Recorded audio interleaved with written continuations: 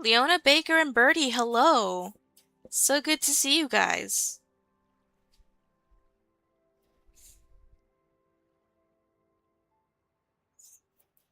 How are you all feeling now that it's the first day of May and it's the start of Mermay? Dr. Eyes, hello.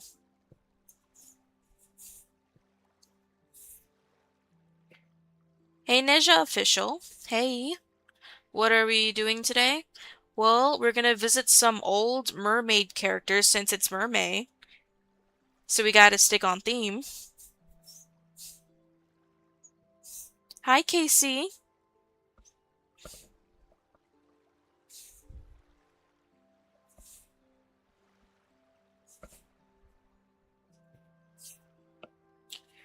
For those who are still technically in school, is it already summer vacation for you guys, or do you still got like one more week left to go? I normally don't do Mermaid, but I am motivated, so my OCs are going to become Murrayus. Nice.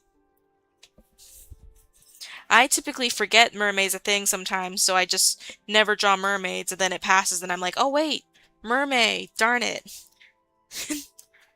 Merman? Yes. I'm still in school. Yeah, like a few more weeks, yeah. I don't get summer vacation. Same, I graduated from school, so I don't get summer vacation either.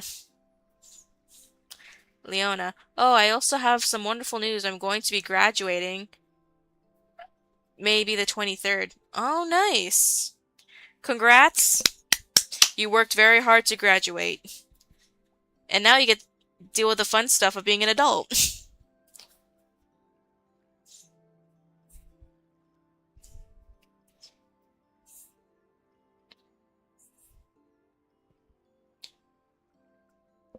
But alright, I forgot what I was doing. Right, I gotta swap to the Clip Studio. So, I've been playing Tomodachi Life for a little bit, and I made two of our old merman characters that we haven't really touched upon in a long time. Recognize these idiots? I get my new room too. Yeah, nice.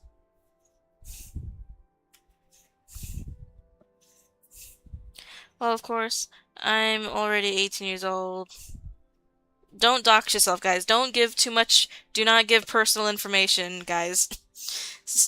Typical internet safety. Don't do that. Heck yeah, I love that game. Yeah. So, yeah, so I made a lot of my OCs in the game, and you guys recognize anyone who's been here for a long time. Anybody recognize these characters? You made them so cute, holy moly. Oh yeah. It took a long time to figure out how to draw these guys in Tomodachi since it's more pixel art if anything. That's Romeo, ain't it? Oh yeah, Romeo and his brother. And I made a lot of OCs. I even made Lucy from Hazbin Hotel. I don't remember. I remember, but I forgot them names. Yeah. But yeah, no, that's Romeo and Liar. They're twin brothers. I haven't touched upon them in a very long time since the Welcome Home era. What kind of forgot the name of this game? What is it called again? It's Tomodachi Life. I got it. I got until late May, so yeah. Ah. Then of course I did the Stardust characters from my Has Been Hotel OCs. I put their dad in there, Lucifer. And I even did like my Meadowvale characters, but yeah. Having a fun time with that game, but I'm slowing down since there's only so much you can do.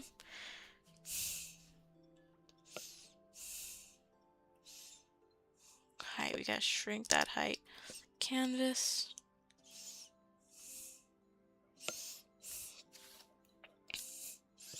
I was wondering what to watch Awesome timing for a stream today. Nice. I still I still save money for it since I can only spend my allowance money for it. But if you are wondering anything to watch, if you watch anime, I highly recommend Witch Hat Atelier. That show's is pretty good. I highly recommend. But yeah, let's bring up some old reference material from the Mermaid days.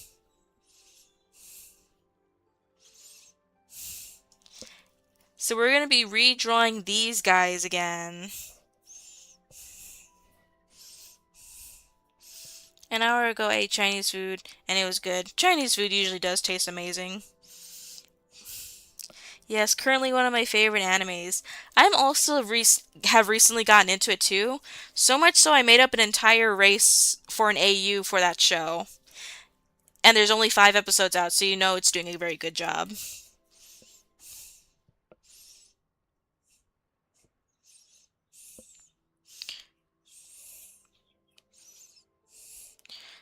Geez, I love Chinese food, especially Korean Japanese food.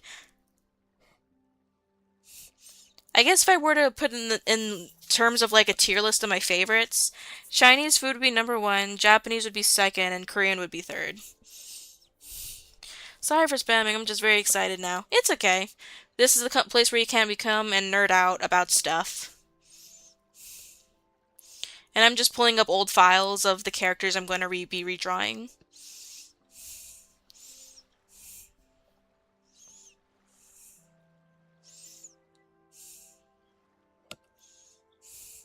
I want kimbap.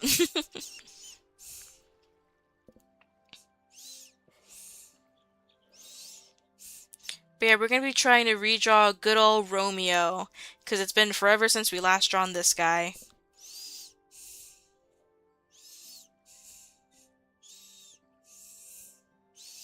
Back in the good old welcome holidays. I hear you breathing, not to be weird. Aw, shucks, okay.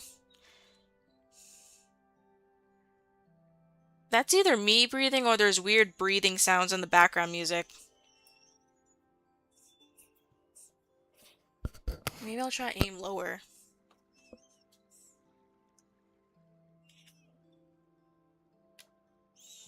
Consider most of the anime I'm into at the moment are either violent or creepy, which I had to tell you is a welcome change. Funny because I looked into some of the manga. Yeah, it starts off cute, but it can fall into the creepy category at some point. It's like, it's a good mix. I got 7 years left to tell. Okay. It feels very Ghibli to me. It's so comforting. It is. It's very cute. I like Kiefer even though he's sus. It's actually cute. I really like this. I like the color of his tail. Not bad. I'm gonna go BRB. Okay. But yeah, we're gonna draw Romeo. Because it's been forever since we drawn this guy. Now we just gotta figure out what we're gonna pose him doing. And who is the one person in this stream that had an obsession with the octopus man I made one time? Because I don't know if I still have the pictures in here anymore.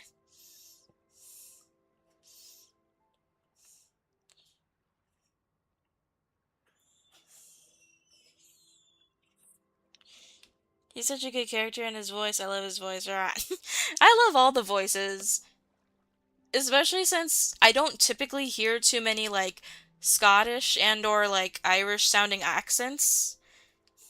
So it's a very interesting time for me. It's like, I don't typically hear that kind of accents in anime. Guys, remember chat?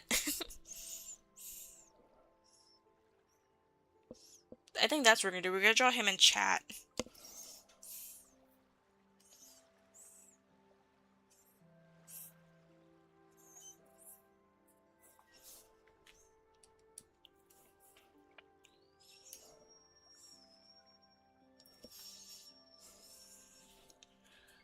Well, did you know that Kufi is voiced by a guy that did Eddie Deer? Is that the same guy? Really?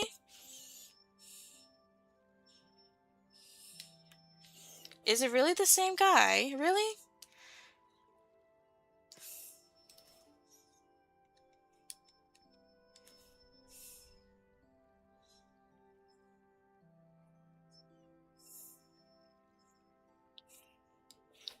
That's Joshua Waters, and he has quite the voice range. He really does.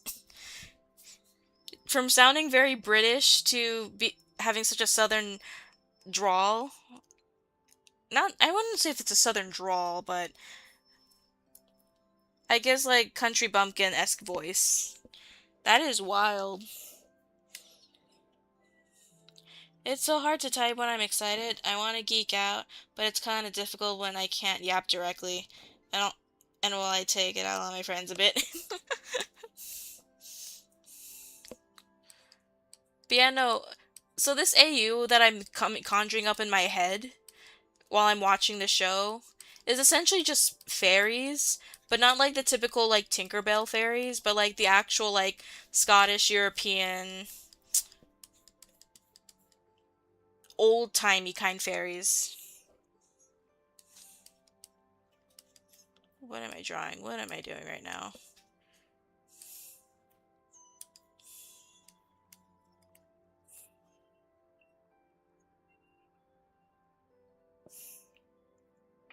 No.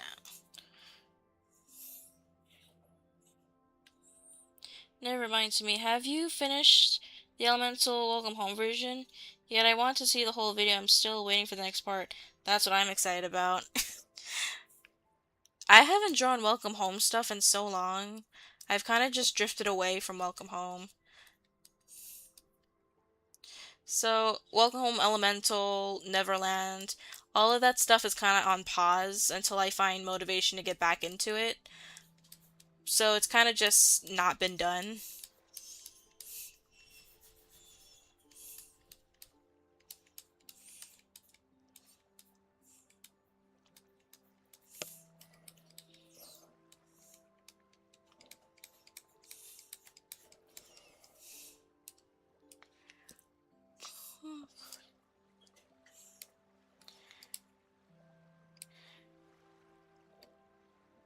But yeah, but back to like Witch Hat Atelier.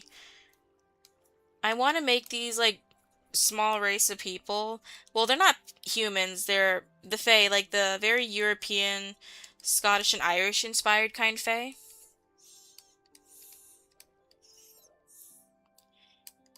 And they kind of just live separately or parallel to humans. And our main character that the main character or the main individual we focus on is one that accidentally ends up in the human world and has to and is just learning and being an observant outside force of like Coco's adventures. So while Coco is going on her adventures doing these things, she has this silent observer S character.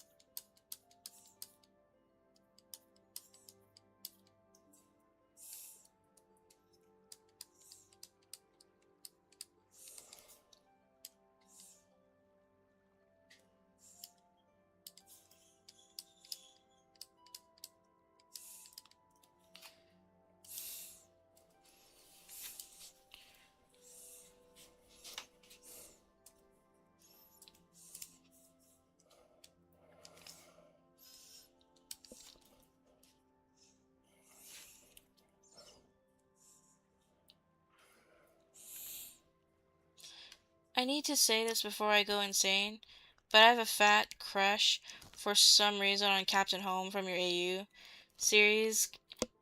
No, it's okay. I even made like a funny little video like in reference to the people who had a crush on him. I don't know. I don't remember where I put it. I'm pretty sure it's in my shorts.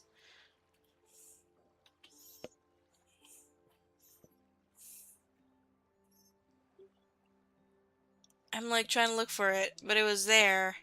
I had it at one point. Where is it?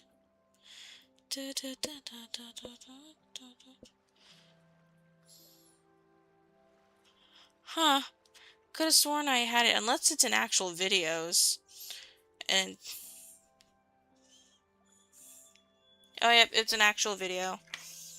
To be fair, Pegasus always seems to make characters at least one person in chat will crush on. It always seems to be the case, yeah. Even when they're not supposed to be fallen for. But yeah, I literally made this tiny thing.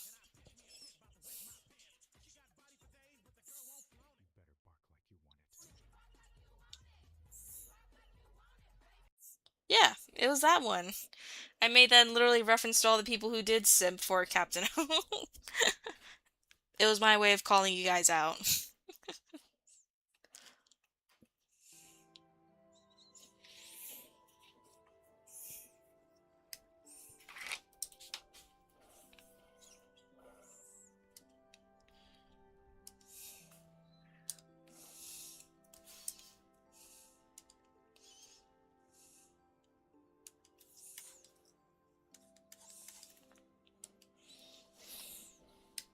Speaking of which, draw our crushes more. Feed us your fans, we hunger. We'll see. Who knows, maybe I'll just get you guys addicted to another character and just do that. Philip. Shucks, that certain person who crushes on Philip isn't here. Unless you also... Oh, wait, no, it is you. It is you who crushes on Philip. That's what I meant to do. You reminded me, I forgot to put Philip in my Tomodachi life.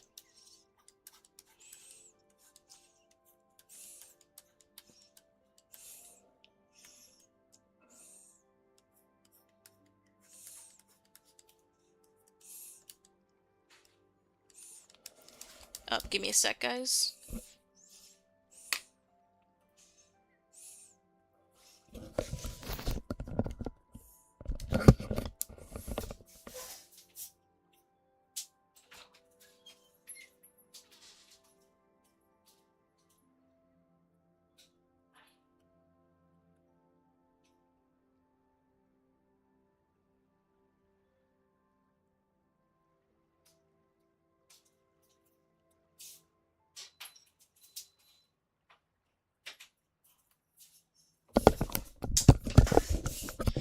That's me. I see him in the opening screen of every screen. Lucky, lucky.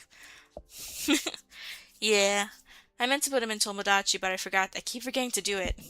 And sadly, I lost a lot of photos of him because when I was transferring stuff to my new computer at the time, I think a lot of it got erased.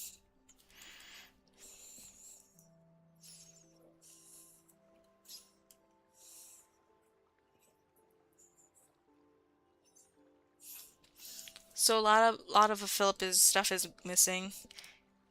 I may or may not have a few pictures of him. I wouldn't be surprised if you did. You're the reason why he was crying because you made him bald.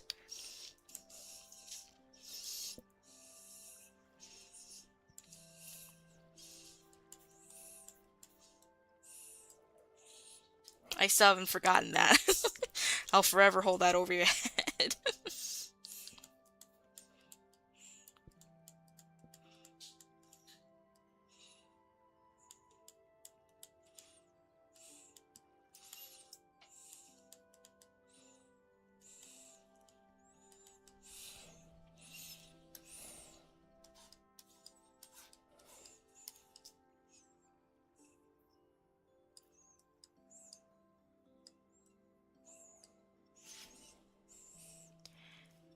The voices made me do that. Also, he's just as pretty bald as he is with hair. Thank you very much.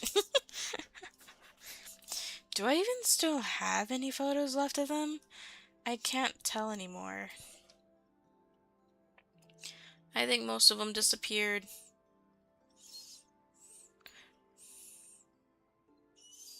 Oh yeah, and those who still do have a crush on Captain Home, I have pictures I have done, just not recently.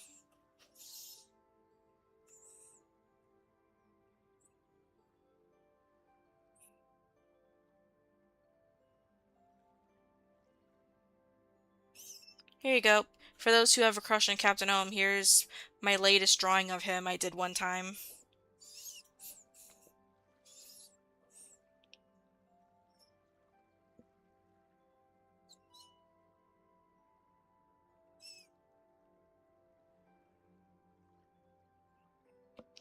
Wait, well, I'll be going. I can't stay for long.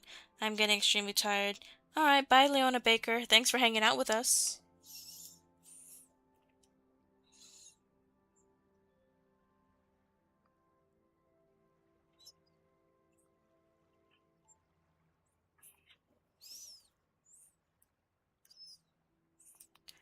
But you know what? Birdie, if you show up next stream at the end, like when Mermay ends, we'll draw Philip again. We'll give him an updated look with my new set of art skills that I've obtained over a lot of practice.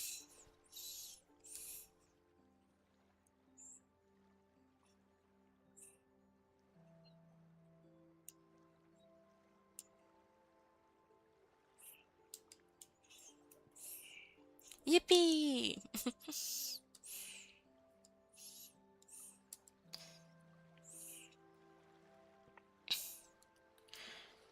And man, make me think back to Philip.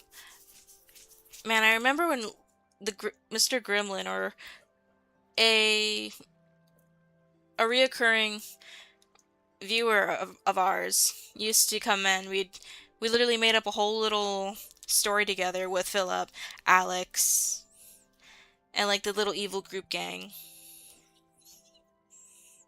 As long as I don't have school, I'll normally be able to join. Nice.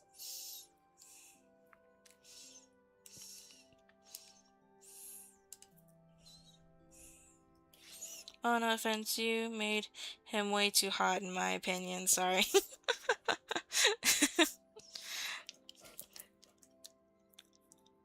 I mean, we all have our tastes. He's definitely a hear me out because I personally don't see it, but that's your hear me out, and I'm just gonna chalk it up to that.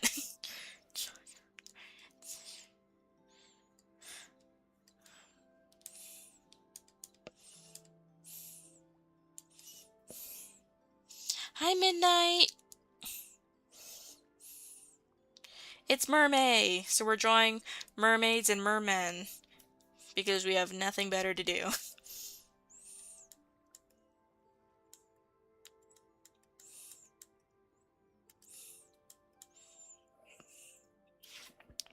Well, I'd love if you revamped the story. I'd certainly be here. Probably with a fan OC to stick in the story. Man, it's been so long since I've last looked upon Alex and all of them. The only place left where I have them and the story concept is on my TikTok, and I haven't looked at that in a long time. I'm gonna go pull it up for a real hot sec.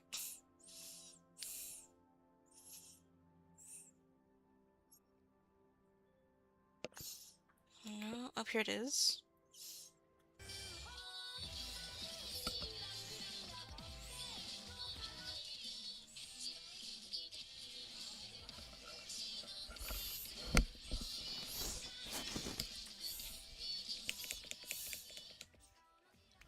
That was loud. Okay. But yeah, you guys remember this? The silly goobers?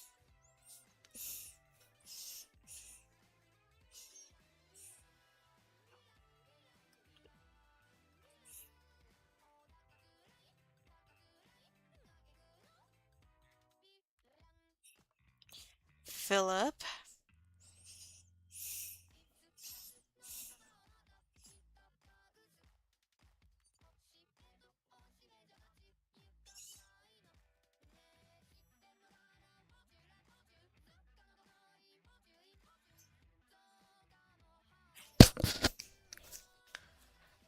Oh, okay.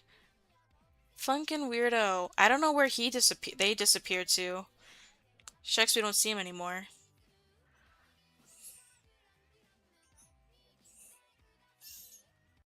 But yeah, that's them. But yeah, if we ever return to doing that, maybe we can revamp them so they can look nicer.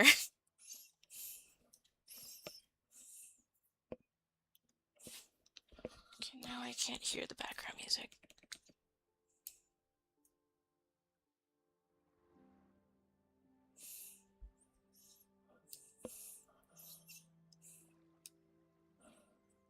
But how have you been, Midnight? Oops. Why is things acting strange?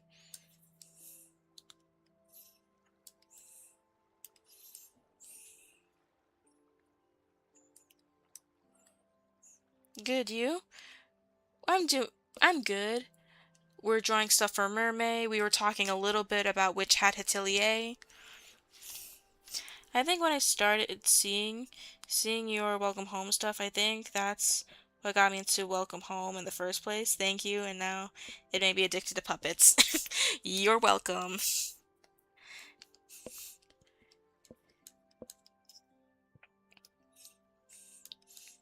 I'm obsessed with puppets and puppet themed stuff too now.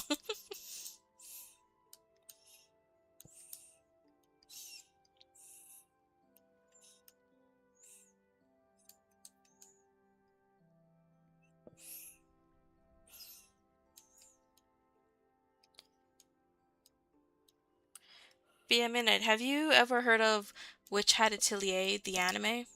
Or manga if you read it?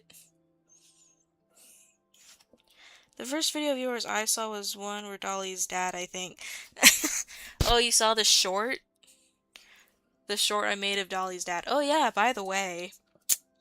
I made all the Meadowvale characters in Tomodachi. Finn and Dolly finally got married. I have it so good. I have it's so good sounding. It is. I'm gonna try bring up Discord so you guys can see.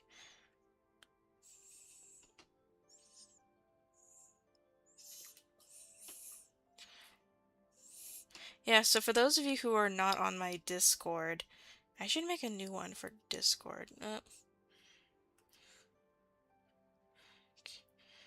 Okay, it is window capture.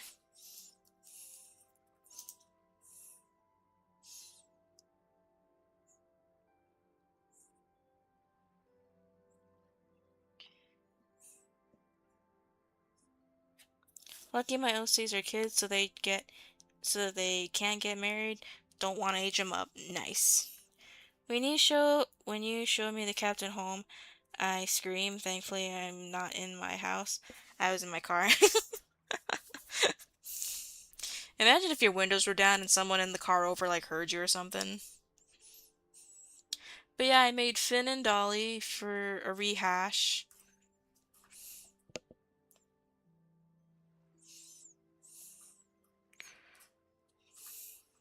But yeah, like a rehash. This is Finn, and we're all familiar with Dolly. Oops. Get out of here. Yeah, and they got married in Tomodachi Life.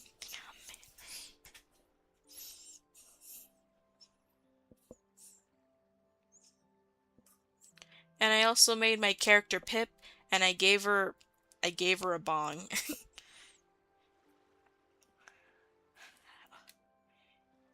Another Tomodachi Life player. Yeah, I've been playing this for a while.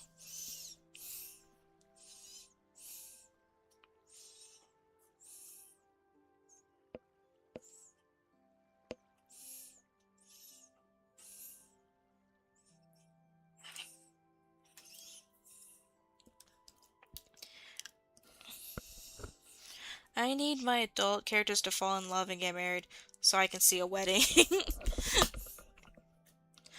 Oh man, my Tomodachi Island has just been full of love triangle dramas. Like, apparently Finn was just a heartthrob because while he was dating Dolly, two other girl characters fell in love with him, and he was just completely unaware.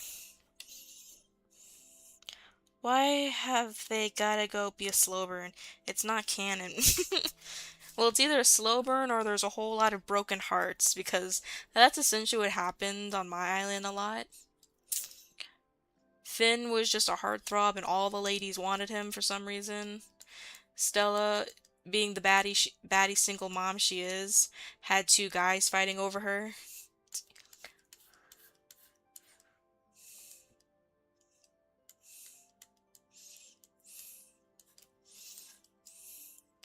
She eventually did pick one, and now her daughter Joey has a stepfather, so that's cool.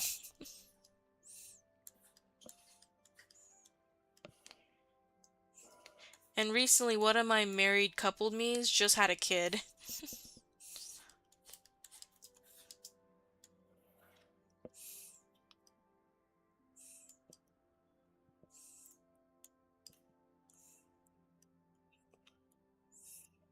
So a lot of craziness on my me island.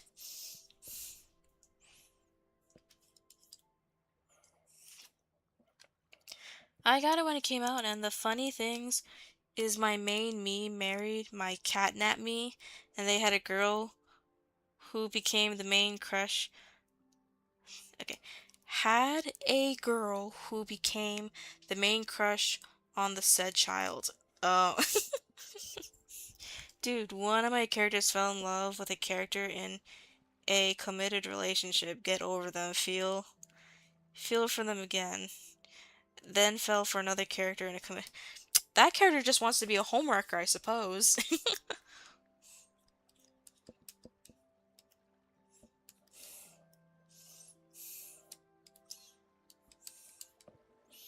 Lol. Mm-hmm.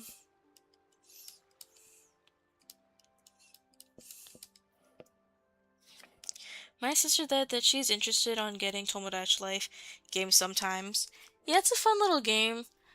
My only nitpick is that outside of like decorating the island and customizing the Miis and like having little funny shenanigans happen with them, there isn't really much to do outside of that, since unless you have like tons of Miis, most of the time, or at least for me, there's not a whole lot to do outside of that. That character being my fictional crush, and the me who I made for myself is dating. Did you put Philip in there? I'm just wondering. No reason, just wondering.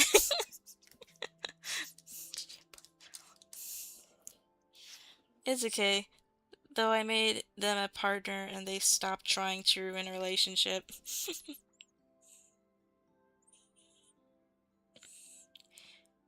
Okay. Ooh, should I made Philip? If you do, I can only wonder the funny shenanigans that'll happen.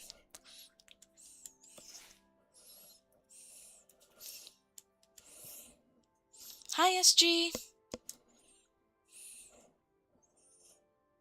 Silly autocorrect.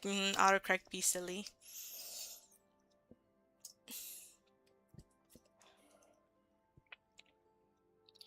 I did, and he got married. I did, and he married my dog Demi.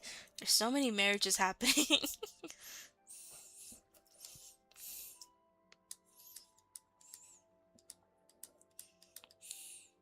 How's everybody doing? Sorry I'm late. It's okay. We're doing good. We're just talking about Tomodachi Life. And I'm drawing the first picture for Mermay. And that is the return of Romeo. So I'm redrawing him. I'm planning on getting Tomodachi Life this month. Nice.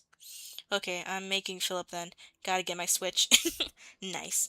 Hey Neja.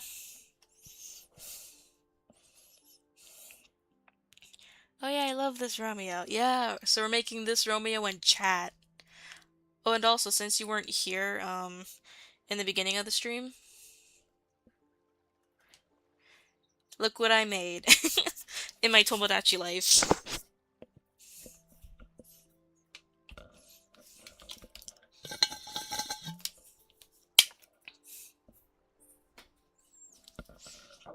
Yes. And they live together in a house. And I'm like, yeah, it's nice to have these twin brothers in there.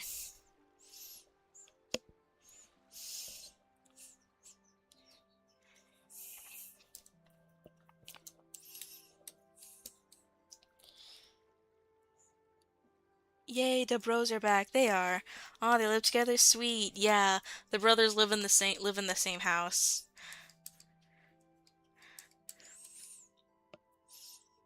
Oh yeah. Since you're the other person who's familiar with Meadowvale, Stella married Boreal, which is funny.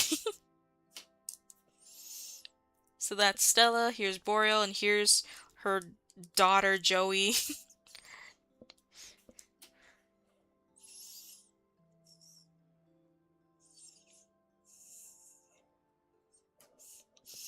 So I guess Joey has a stepdad now, and that's the Owl Man.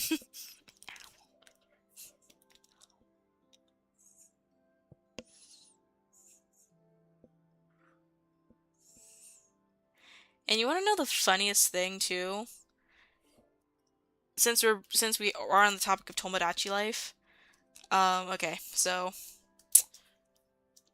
I had the character Finn who was in a relationship with Dolly. They were dating. And this over here is Evie, the rabbit girl, who's Dolly's best friend, had a massive crush on Finn, while Quill, the mailman, the mail stork, had a crush on her. And so she was pining for her while she was pining for Finn, who's already in a relationship with Dolly. Oof, yeah. It was the silliest thing. Dang, Polykill. But yeah, no, eventually Dolly and Finn got married, so she got over it. And now she's finally dating Quill after all this time. He has required the rebound, even though she never dated Finn.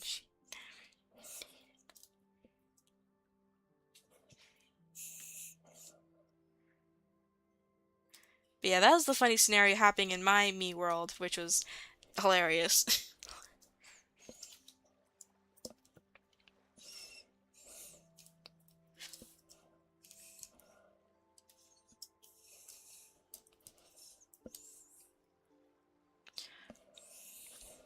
Okay, Philip. Okay, making Philip now.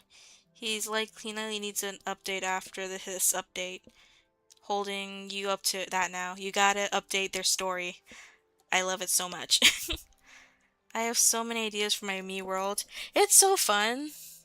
I'm just not good at designing cities, so mine is very basic. I'm just more interested in putting in as much me characters as I can and try to get them to interact and fall in love with the characters I want them to.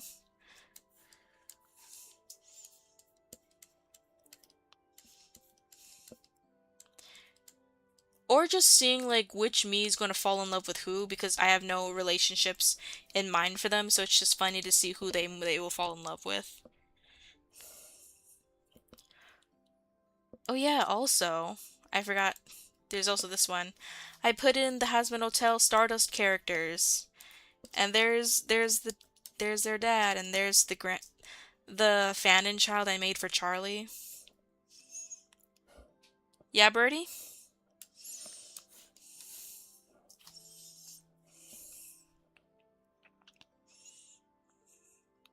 I'm gonna make him bald. Of course you are. Of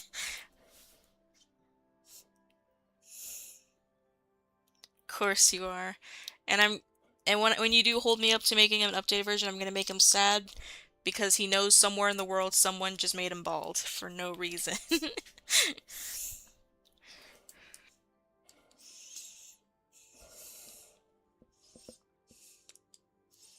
But yeah, I was able to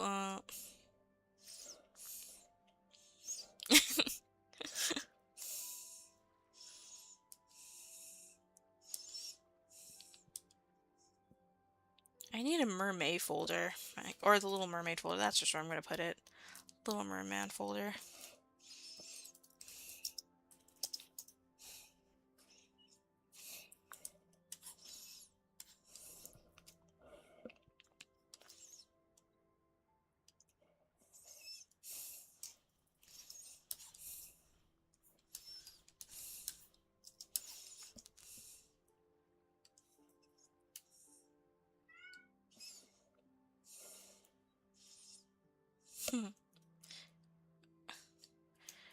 Like, I only okay, so I only put in like two Twisted Wonderland characters, Appel and like Cheka, and Pink Stardust fell in love with Appel, even though Appel is like, even though he's an adult in the game, he's like centuries younger than Stardust because she's like over 1,000 years old. If you hear the cat, that is Callie. She's crying for food, but I'm not supposed to feed her right now because her sister is needs her medicine being taken care of first.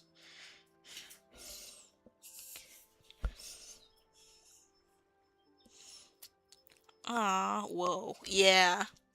Thankfully, Appel fell in love with someone who was an OC of mine that was meant for him.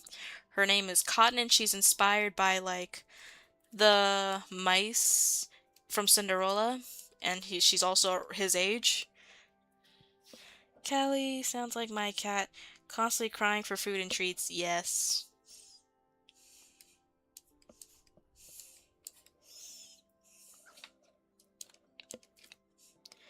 And so thankfully, Appel married Cotton, and that's the me couple, married couple that had a kid first. I'm still waiting for Boreal and Stella to have a kid so Joey can have a step sibling. And I want to see what the meme maker does to. I want to see what the meme maker does for like, Dolly and Finn's child. Hey, Pegasus, did you get done your Snake God cookie done? Fingers crossed it happens. Kind of. As in, like, I made a hole, but where is it? Where is my cookie run? Here it is.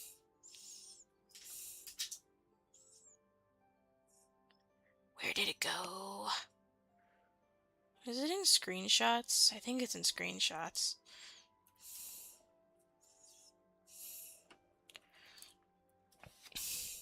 I made more variants and I'm still deciding which one I'm gonna stick with. Fingers crossed it happens soon. Oh yeah, Finny finally asked the question, like, do you think Dolly and I should have kids? Like, yes, it'll be cute. So I should be expecting it sometime soon. Last month, me and my mom and my brother and my cousin were at my grandma's house, and we were on going through one of her sheds, and we found Blinkies. Okay, interesting. Very cute. Thank you. So yeah, I'm making this little serpentine death goddess in a way. And it even made me do a little bit of research on like, I guess, entities that bring death in general, which I highly recommend if you want to make characters that are inspired by something. Do like some like research about it, because then you'll find like pretty neat, interesting details about said subject. So here's my little Google Doc I did for like Grim Reaper characters. Ah, jeez, my door. Here you go, son. There you go.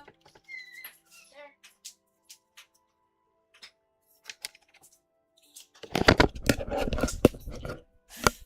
Hi, Nebula. See, I found all these like informations about certain like Deathbringers and like for inspiration. And now I gotta do another one for Scottish and Irish European Fae because I want to make an entire race of these characters for Witch Hat Atelier. Where am I going?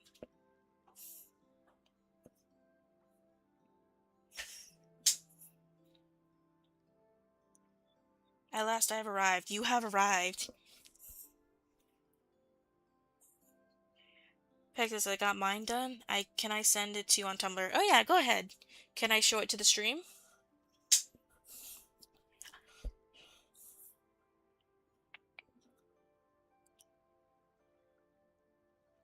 But yeah, so here's the death cookie. I'm still contemplating what I want, which one I want, because all of these are really, really neat and cool.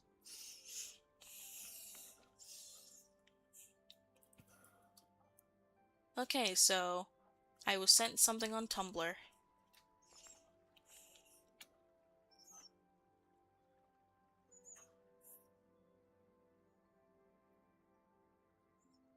Oop. Okay, let's do these. So this is what Midnight has sent us. This really cool cookie character. Hello, cat. Is there a way to merge all the designs into one? I'm not entirely sure because it's all the same. It's just I guess cat, don't eat my mic.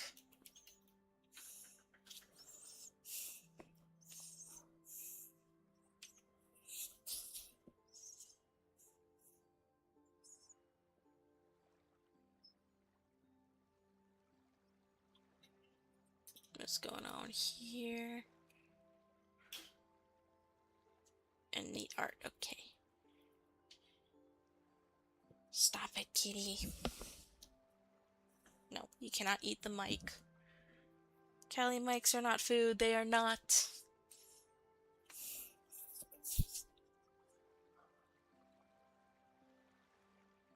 It's based on the winged snake god. Oh, okay. Oh yeah, I remember you saying something about that. That's really cool.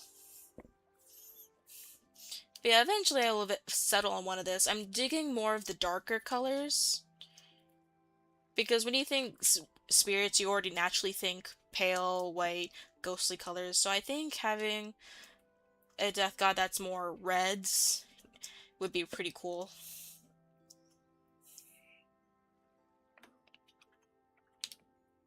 But yeah, I haven't really touched this so far. I've only like did this and I took a break from Cookie Run for a bit.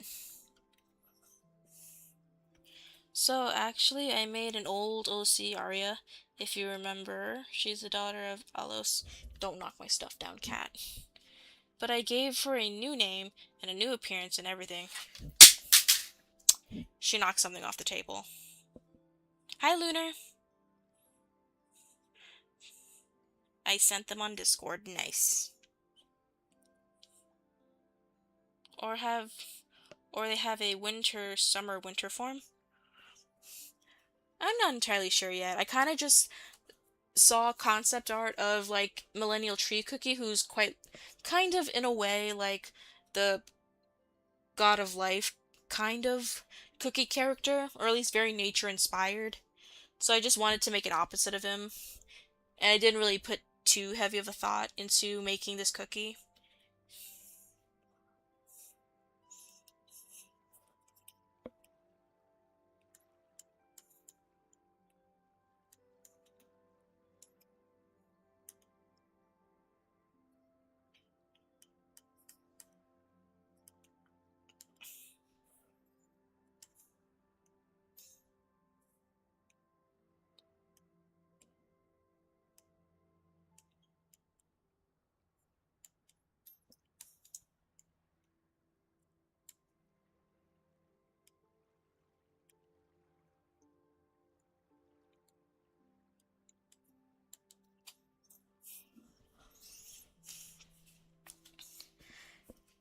But yeah, because well, I probably will return to Cookie Run soon since the next chapter for Cookie Run is just around the corner.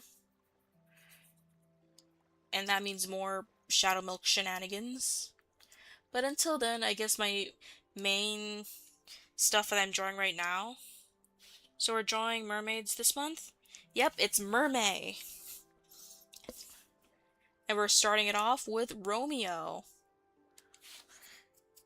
And I'm starting to regret the face position I gave him because this is hard to draw.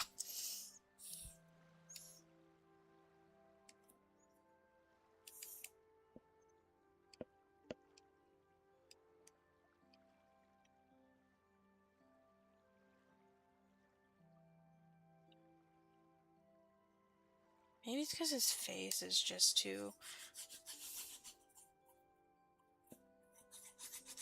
Restart it.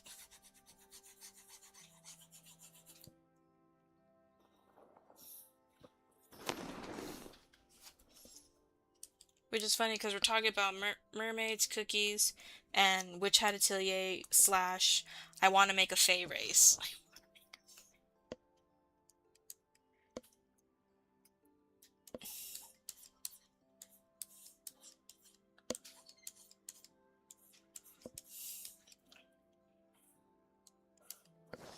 Oh yes, delicious food.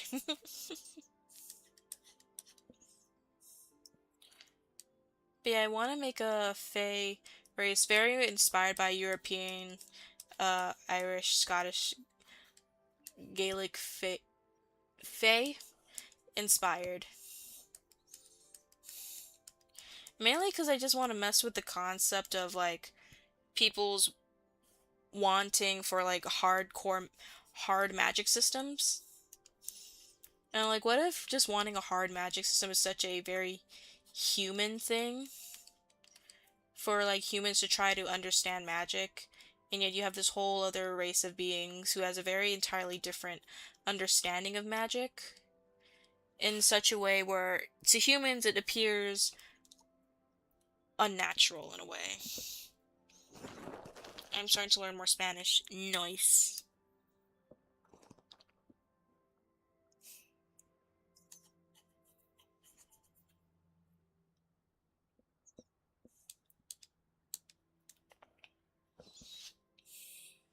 I sent Circe on the Discord channel if you want to see her.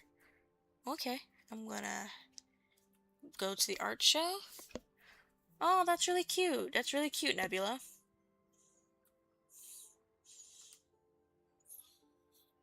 So this is Nebula's character that they made. This is very, very cute.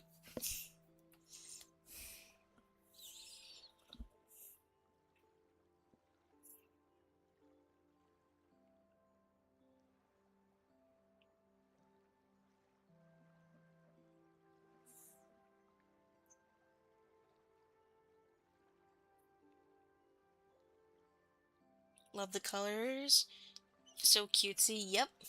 I like the like very fluffy hair going on. It looks like giving very cloud motifs.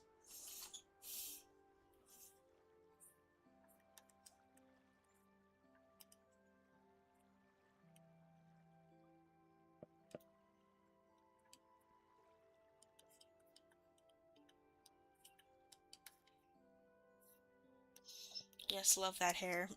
I love that hair a lot too.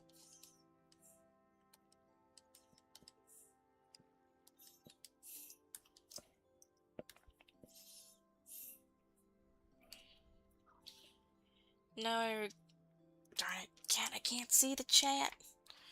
But now I regret because now I'm able to read some comics. Oh jeez. Sorry, cat, I can't feed you right now because I'm not supposed to right now. And I have no water. Darn it. Alright guys, I'll be back in a minute, but use this time to get some water and stay hydrated. No, I can't feed you right now.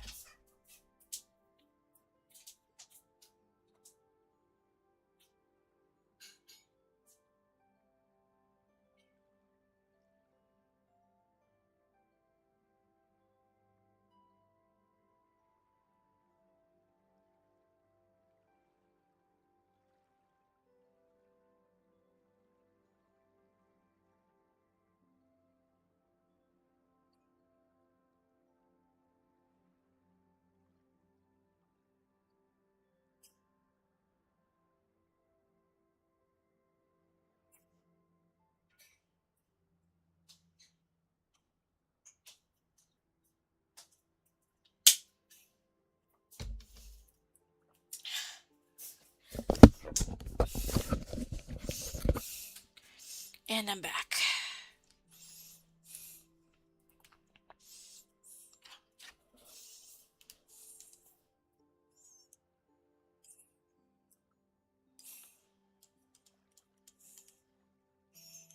Welcome back. Thank you. Oh yeah, here's also another thing I've been working on in the background. Because I finally got Procreate and I'm trying to practice using Procreate since I'll be away on vacation for a bit with fam. So I finally have an iPad that can use Procreate.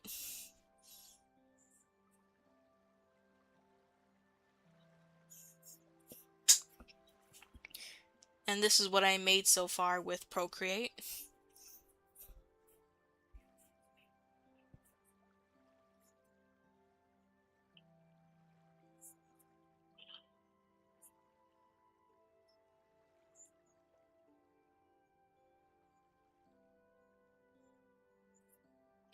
It's supposed to be like um this is for Twisted Wonderland. And so NRC has the mirror chamber, which they have. Nope, I can't save that picture.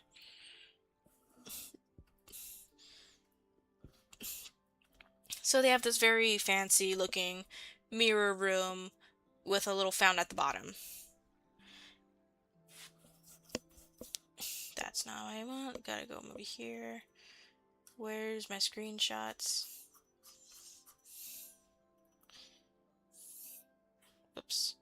Why is my stuff acting up? Okay, so love triangle, but okay. Oh, hi Prime. Odd love triangle. Her full name is nickname Siri. Okay.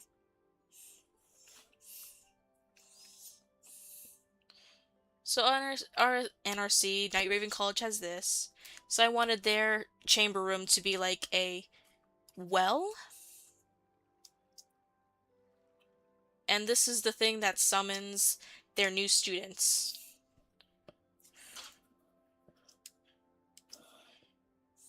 And I'm not finished yet because I'm going to try put stained glass windows of the Disney princesses in these circles over here.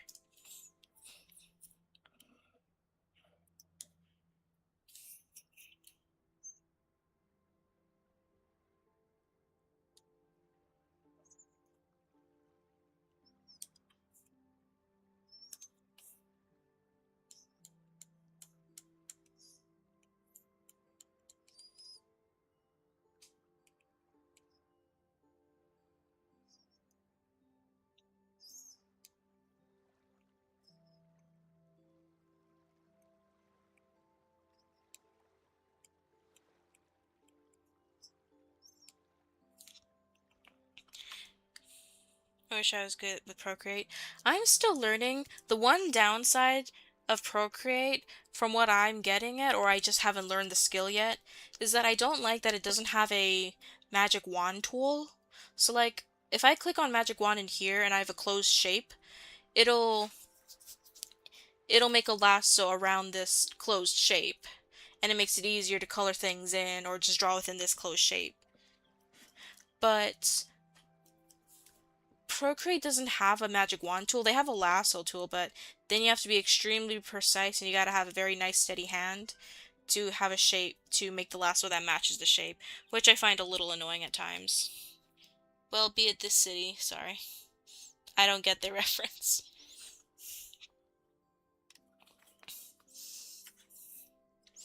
So far, that's my only complaint about Procreate. If anyone knows who does use Procreate and they know where the magic wand tool is, can you tell me?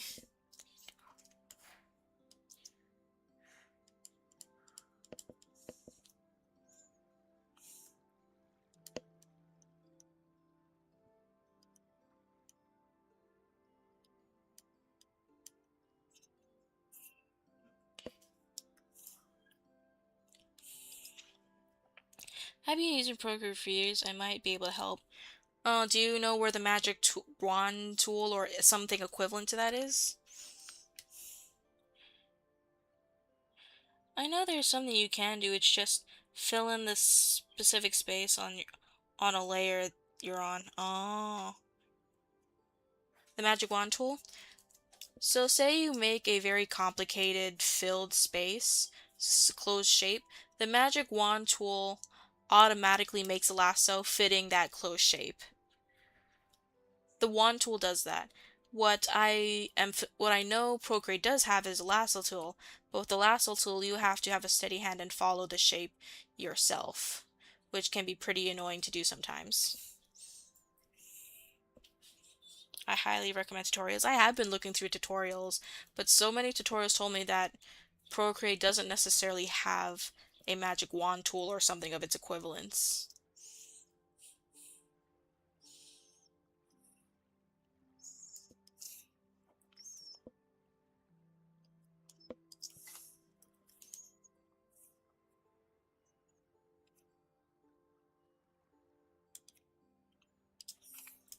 But I might try what you recommended, that you can just make a fill in a shape on another layer and use that as a basis too.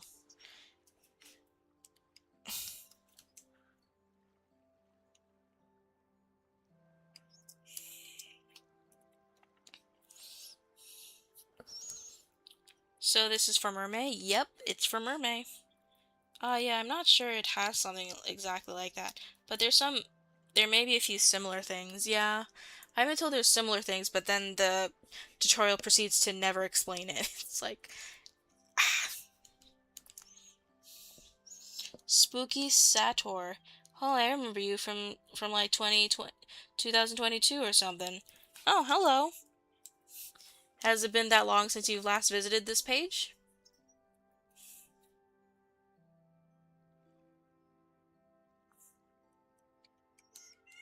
Oh no, my cat's coming back. No. I used to talk to you about the Wally guy. A lot of people used to talk to me about the Wally guy back in like 2022 when Welcome Home was like at its highest peak. No. I'm busy right now and you can't eat right now. It's not the time yet. You have to wait.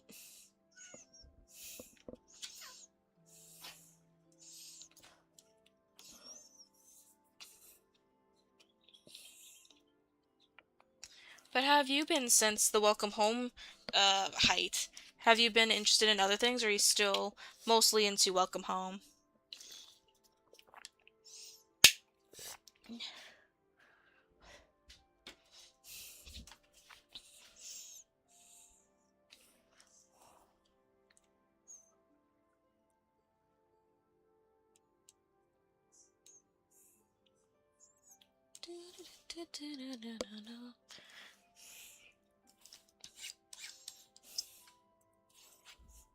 Oh, and I've been working on a whole lot of other things too, like while I was on Procreate. Like, I'm also trying to work on the Fae characters I was mentioning. I just haven't gotten too far with them since I'm still trying to figure out, like, how I want them to look. Give me a few seconds.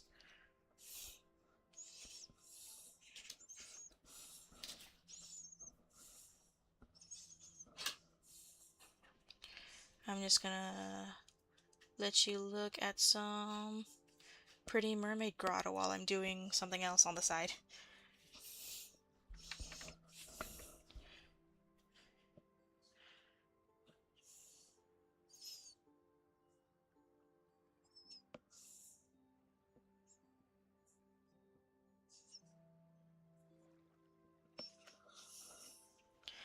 As someone who has Procreate, I don't think that Procreate eventually has a magic wand typo.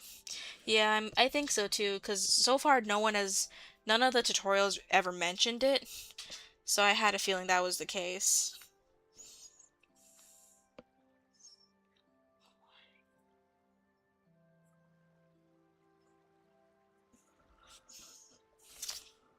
Okay, that has been uploaded. Give me a sec, guys.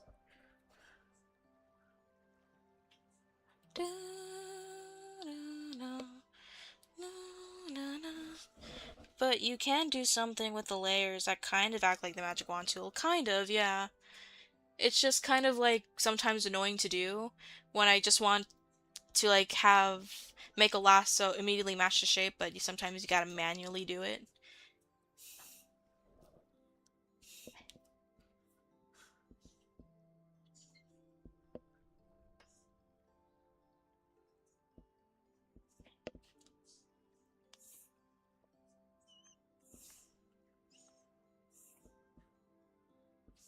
Okay. Well, I saved. That was not what I was trying to do. So far I only have a rough draft of what my Fae are what I'm trying to do. This is kind of just like concept art and me just trying to fill out ideas. The price for pay you pay for Procreate. Sorry. Yeah, but that's not to say it's like a bad tool. It's a bad app. It's not. It's really good for what it is. It's just I have to get used to this app. There's like a ton of settings you can change on the app. I haven't fiddled with it yet. I might do that real quick. Oh, okay. Oh, yeah, they are amazing. Yeah, so I'm trying to make like a dryad-esque creature because when I was doing during my tiny research, my small research of like European, Scottish, Irish, and Gaelic Fae, is that the term fairy is kind of a end all be all name, a brat, just something that they slapped on a little later on, like during the Victorian era. So while yes, all these creatures are called fairies, not all of them are fairies, like Tinkerbell fairies.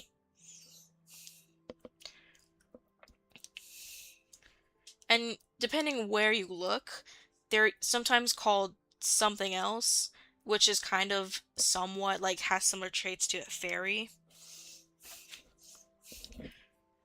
So I kind of want to do this where it's like it is technically just one race of people, but depending on like where they live and how they interact with people and who's interacting with them, where they see them, different groups of people call them different things, even though they're technically one thing. They just look different sometimes depending where they're at. So kind of like in reference to like how Europe, Irish, and Scottish, they have two types. It's the kind of good ones, as long as you don't disrespect them, they're fine. To the, oh yeah, don't mess with these fairy, don't mess with these fae. But even then, within these two categories, there's like a whole ragtag of different kinds of creatures.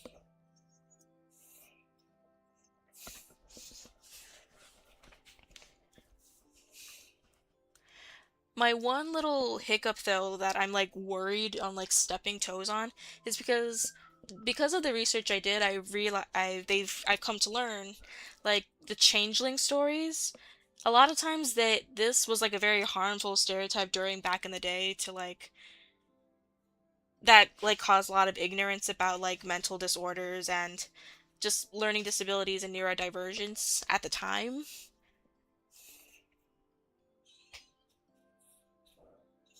I'm not sure what magic wand that is supposed to do.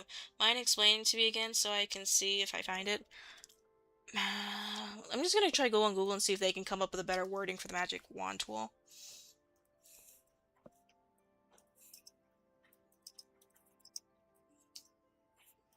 Okay, the magic wand tool enables quick single-click selection based on basically single click selection, and that makes for lassos. I'm going to the LGBT Gala tomorrow tonight. Oh, nice. Have a fun time and stay safe. Give me a sec. I gotta say hi to someone.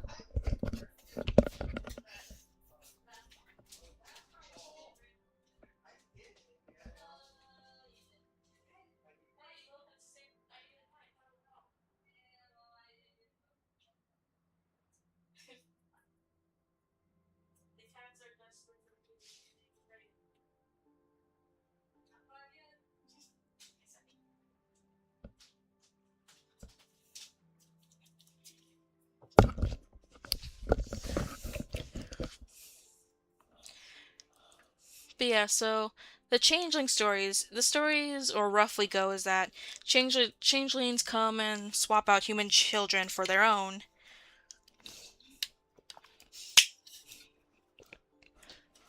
and leave their own children with humans. And how these children were typically described as being very strange and stuff that can somewhat be associated with like autism or neurodivergence. So a lot of the times, people did not very good things to these children, thinking that they were fae and not people. So sometimes people, adults, and young children got hurt because of these stories.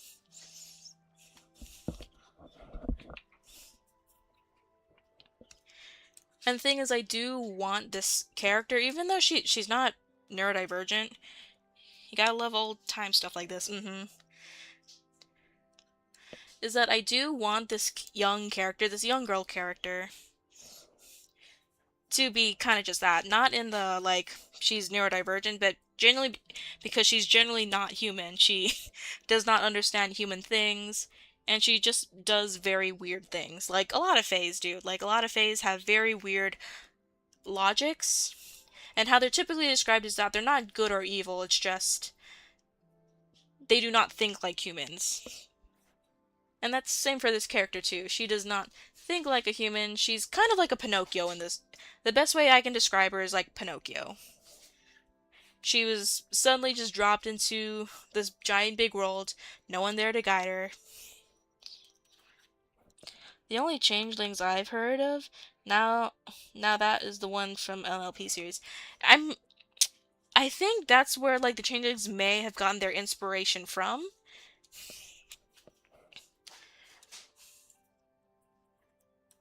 But yeah, there's a lot of things in like in MLP that has a lot of inspirations from like different cultures, like the Kirin.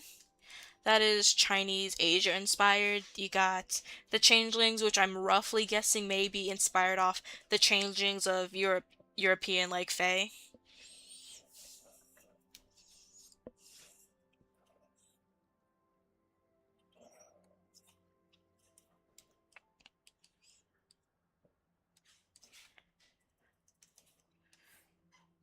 And I've literally come up with like such a cool concept. I want to like I can hopefully flesh out one day with these characters while Witch Hat Atelier is still like a hot topic. So for those who are new, like just like me, to Witch Hat Atelier, in this world, humans are not you're not born magical. All you need is a special ink and special drawings and you can create magic. That's it. So without these things, humans can't do magic. And this is where these fae creatures basically come in as a contradiction to humans. Is that these creatures are so deeply tied to magic and the world itself, is that their understanding of magic is so vast that when trying to explain it to humans, it just seems like mad ramblings to humans. They just can't understand it. I mean, unicorns are European and Pegasi are Greek. Oh, okay. Heavy on Greek Roman inspiration. Yeah, especially for like an MLP with the Pegasi. Very like Roman Greek inspirations with their stuff. Alright, I'm not sure if it's exactly what you're looking for. I don't know how to use it very well. But I found something that auto selects a closed shape so you can color it in. Oh, okay. I gotta go find that and figure that out.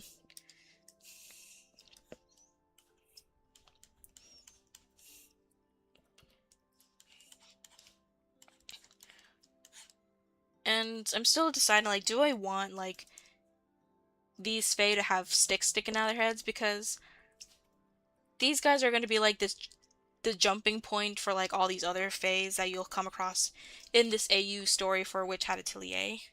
Eating ice cream right now? Don't get a brain freeze.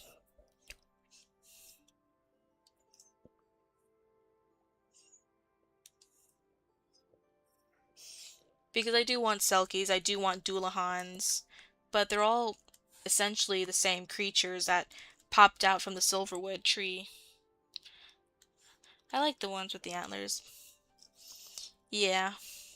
So this is like the rough idea I have going on in the story. So these spirits or fae, when they're born, they come from the Silverwood tree, which is the same tree that humans need to make special ink to do magic, to do the magic thing.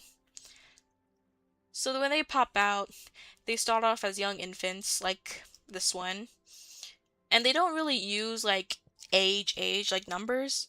They kind of just determine them how old they are by stages of life. Did you know Eddie Deer's VAs in the show? Yeah, he does key free, which I found out today thanks to someone in chat telling me, and I'm like, geez,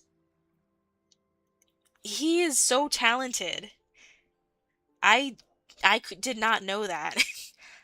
I was like, because sometimes when you hear voice actors, sometimes you can hear them a little bit from like previous characters, like Deku, like the English VA for Deku. If he go, I could hear him when he was playing Hanako-kun and Dora in Campfire Cooking. You can kind of hear him still. You can kind of hear Deku. But not with this guy. I could not hear him. I would have never connected it. The closest thing I can find for what you're looking for. If you click the little S shape that you are using for your normal selection, if you have a bar down at the bottom of the screen, there's a button that says automatic. That's the closest thing I looking for you.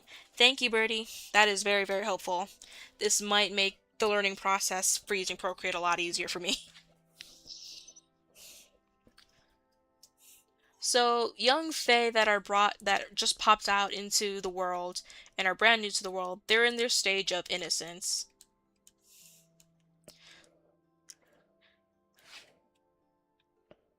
The age of innocence. Yeah, their vocal range is amazing. I mean, they also play Julie's sister B, and they have a beautiful, soft, feminine voice for them. That guy is crazy. If he is talented.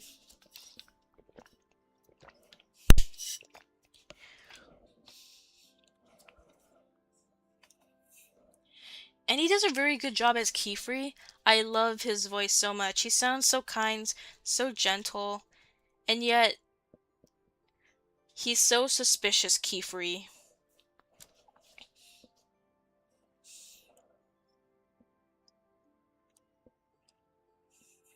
So young Fae go into the age of innocence, and that's when they're in their like Pinocchio phase. They and they're widely different from individual. Just like individuals who are like neurodivergent, there's like a wider range of how they act.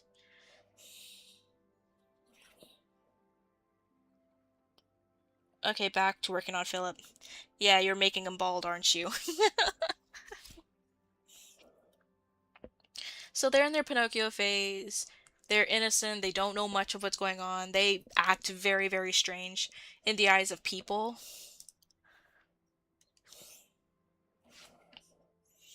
His wings are very hard to draw. Bad wings. That's what the humans call it. Yep, that's what the humans call it. No, his hair for now. Okay. Yeah, Philip's hair wings are kind of difficult to draw sometimes. So, our specific individual, the one we follow around the most, she has selective mutism. So she only really speaks when she if she deems it important enough to speak.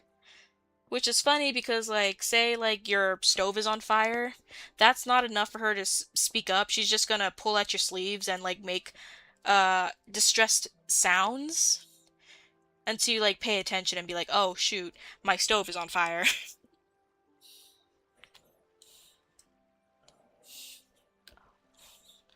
I remember Alex Hirsch did a lot of voices in his Gravity Falls times. Yeah, there's a lot of voice actors that are just everywhere and you would not know. Unless they have a very distinct voice. Oh, hey, I have select mutism. Oh, that's cool.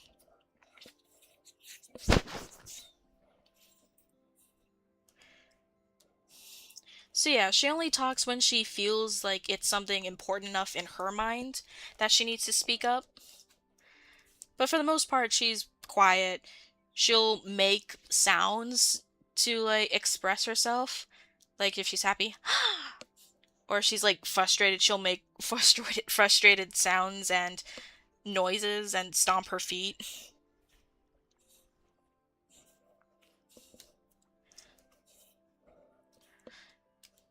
And she's just, I'm just intentionally making her like Lilo from Lilo and Stitch strange, where she just has the weirdest priorities. And she likes going on walks. She likes being outside, but Kiefer's like, I cannot leave a child unattended to in the woods. Those are the few times she'll ever speak up. I like to imagine she's like literally Hannah from Wolf Children back when she was a child.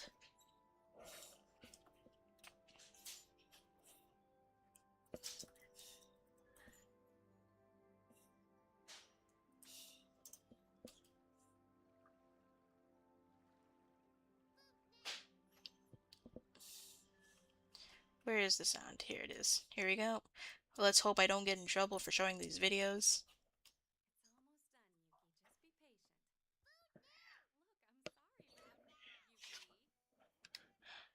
I have to carry around a notebook when I want to talk sometimes. Makes school annoying.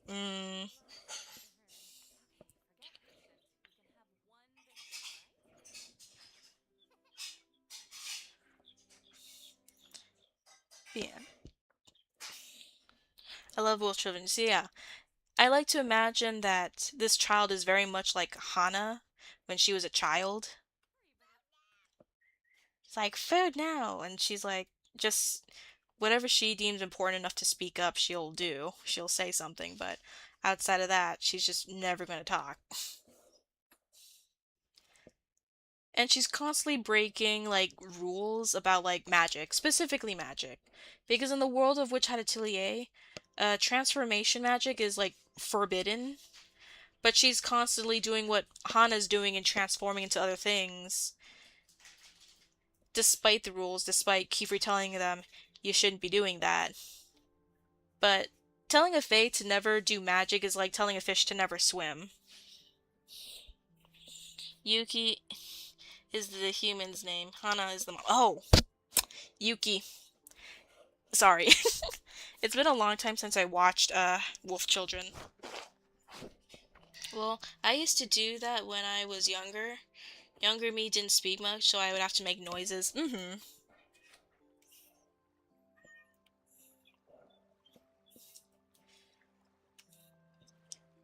So yeah, she's very strange.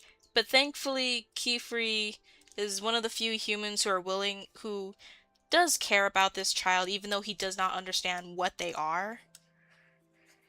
He does not understand what they are or what it is that's going through their heads when they're doing these things. He does care about them all the same, like he would his typical students.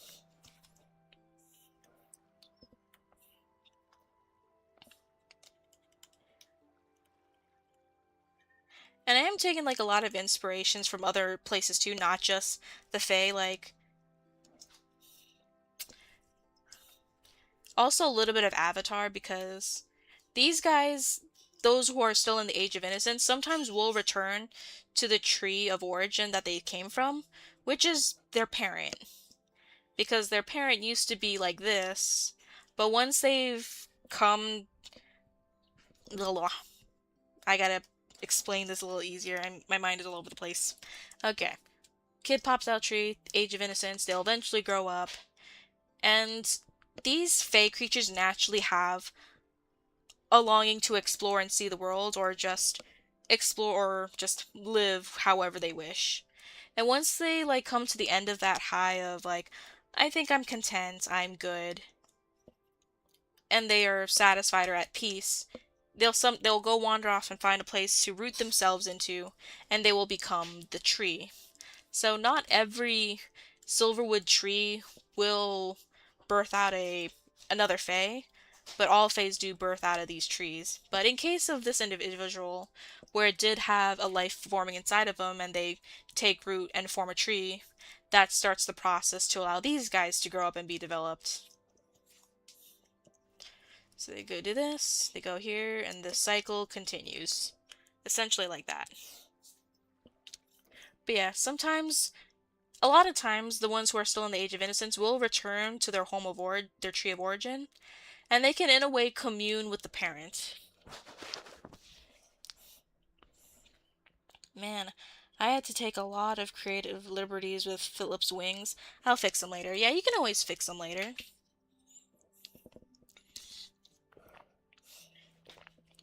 Have you ever heard of the comic called Survival Street? If you don't, that's okay, sorry. I've never heard of that comic. What's that comic about? Aw. Actually, I remember growing up as a kid, I saw how animals show emotions, and my autism was like, let's do that to show our emotions. So I used to growl when I was upset and stomp when my feet when I get angry. Aw, that's so cute. Because that's how this character's too.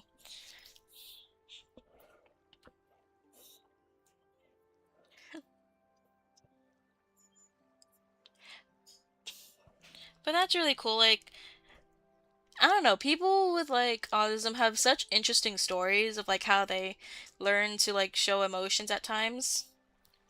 Like I had a friend who was taught how to like better react and like learn about like personal space from like other friends, from other people who had autism like him, and they just learned from each other.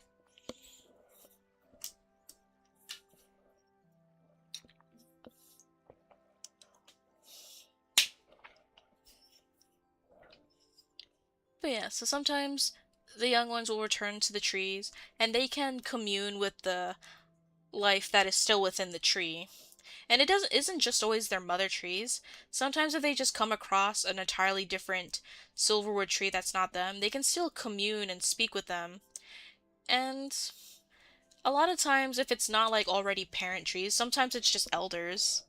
And it's kind of like having a young child coming up and asking them about their life and stories and to learn.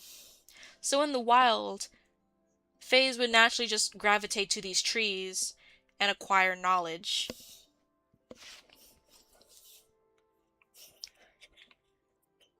Aw, thank you. So, and it's also through these interactions that they, I guess, in a way, refine how to use magic. Because when they're a kid in the age of innocence, they're just spontaneously using magic, not knowing how, not knowing why they do. They just do. So it's very instinctual or just heat of the moment of what they want. If they really, really want something, they'll somehow figure out how that happens. But through these interactions with the trees or their parent mother, they'll learn how to use more magic more deeply and become more experienced.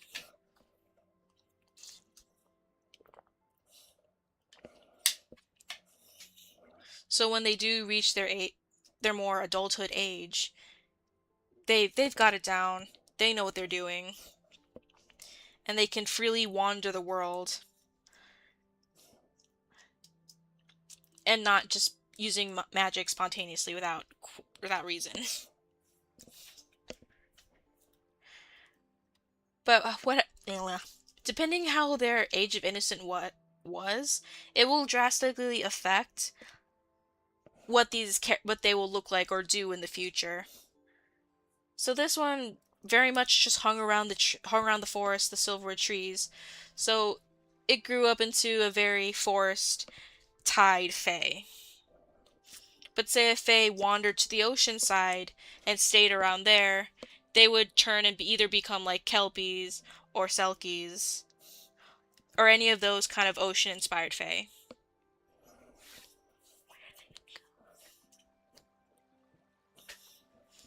So everything really depends on what happens during their age of innocence, and that's going to drastically affect what happens to them when they become older. Place, where they're at, what draws their interest, what has happened to them, plays a big key role into like how it'll how they'll affect them.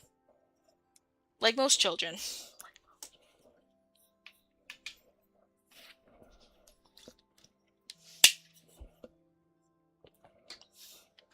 So some, very few, but there are some like Doolahans that roam around because humans have betrayed them, and thus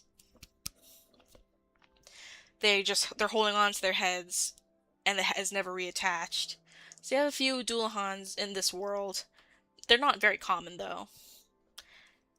But it's those individuals, and if like the innocents do meet them, they won't attack the innocents, but they will definitely have teach the innocents a very negative viewpoint of what they experienced.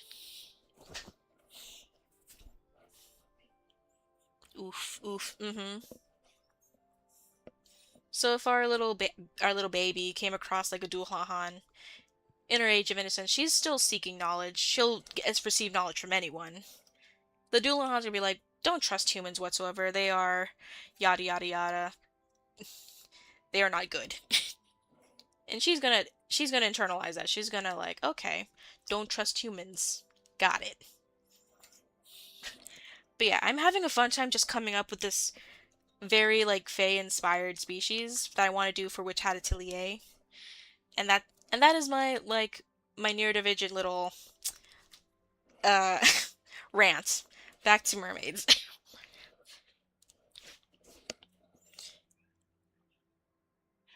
have have you heard of the comic Survival Street? No, I did not, doctor. I asked you, what's it about? Yes, love this. Thank you, and I can't wait to like further expand on it. I don't know if I'm gonna draw it out or write it out on AO3. I might just write it out on AO3. But if I do ever like find inspiration to like draw all this out, I probably will if I find the time.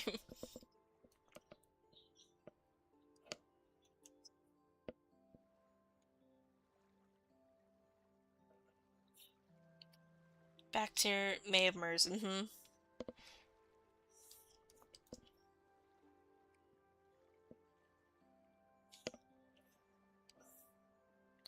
gonna see if there's other songs I can play because this one's making me sleepy.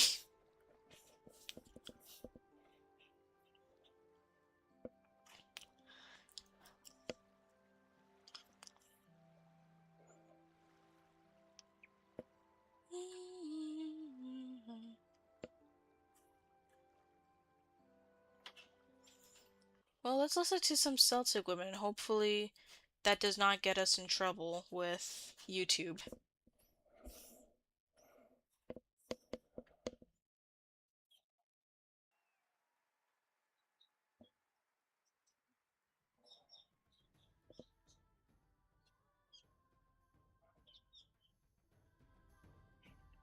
I just realized that Romeo and his dolphin buddy, it's been a while since I've seen them. Yeah, it has been.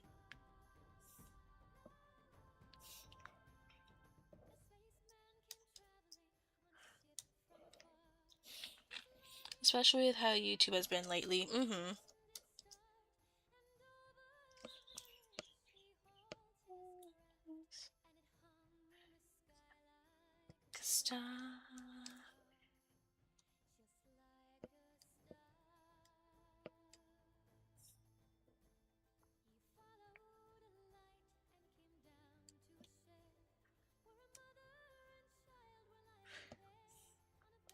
And the one thing I like, another thing I like about Witch Hat Atelier is that I don't hear too many like Scottish, Irish, regional accents like that too often.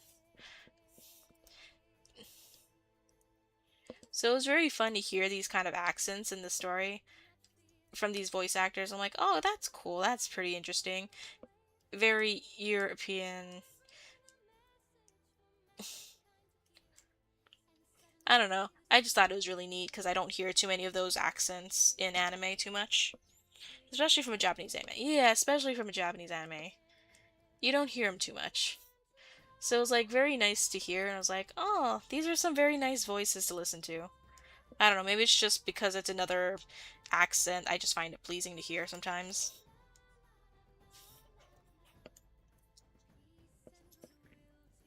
Oh, man.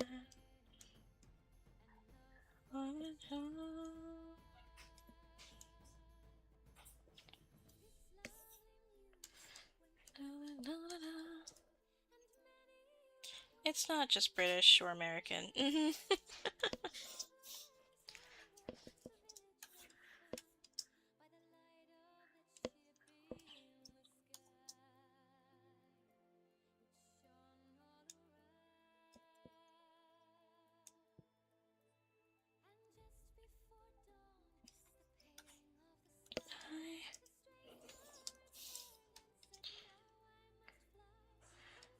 But yeah, I'm hoping like we hear more accents, because from what I've heard from like people who have read the manga, there's a lot of good representation in this anime.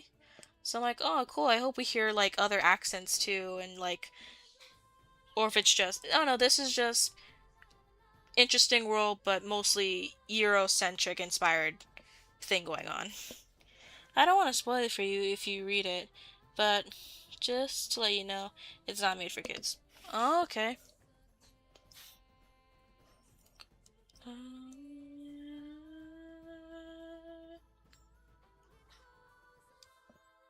Can you give me a general summary of like what's the opening pitch for this story like? You gotta give me a reason why I should read this.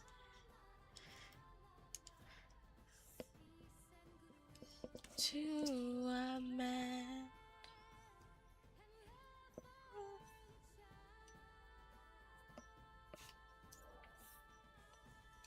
I think I made this guy's eye too big on this side.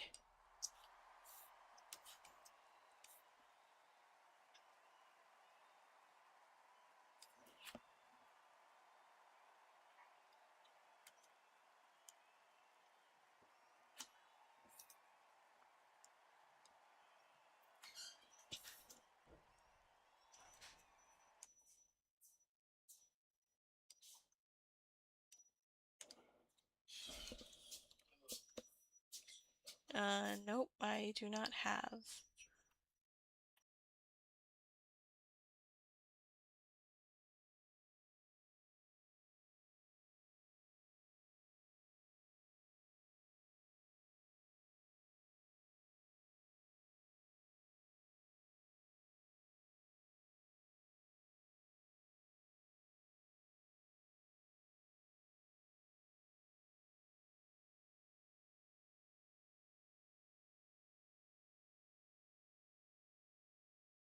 Imagine being able to build an app with your name on it, just by Okay, thinking sorry, my dad wasn't here, so I cut off the mic.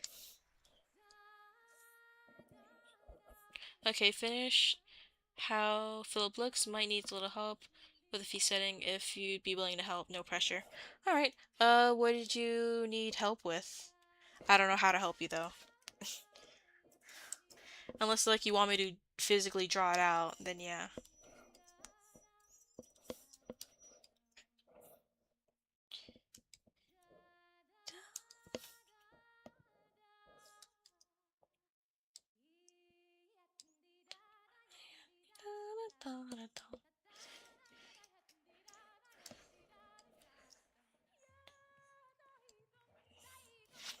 Don't worry. I just asked some questions about him, Key. High, like, high for one. Height for one. I think he's like he would probably be 5'9". He's not tall, tall, but he's definitely like slightly above. He's like a little bit above average height.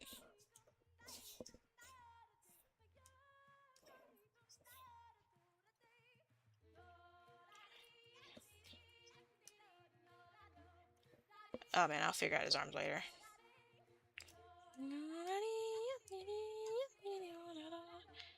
Taller than me. Oh yeah, he's probably taller than most of us. He's definitely taller than me.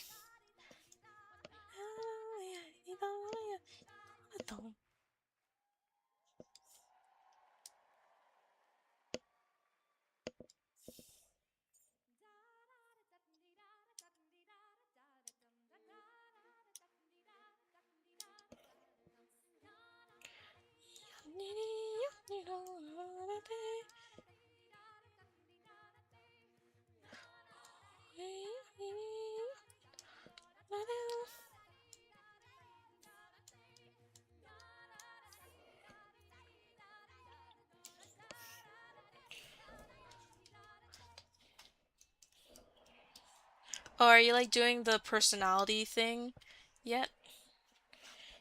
I was I was 5'8" last time I checked. May have grown a little since then. Oh, nice. I'll be dancing around. Go. Look how she's on the toe. She's on the sailor song. Nah. Let let me know what I'll let you know when I'm doing that. Okay.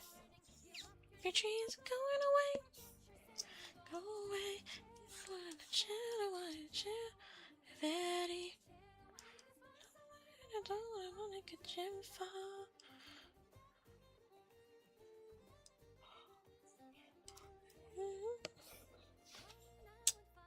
I'm up to birthday age at the moment. Philip is 21 years old.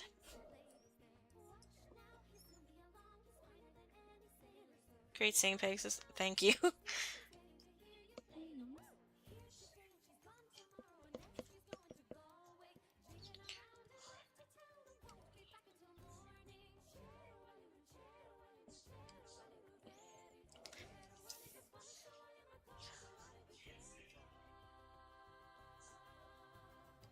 And another like funny thing I want like this character to be for Witch Hat Atelier character.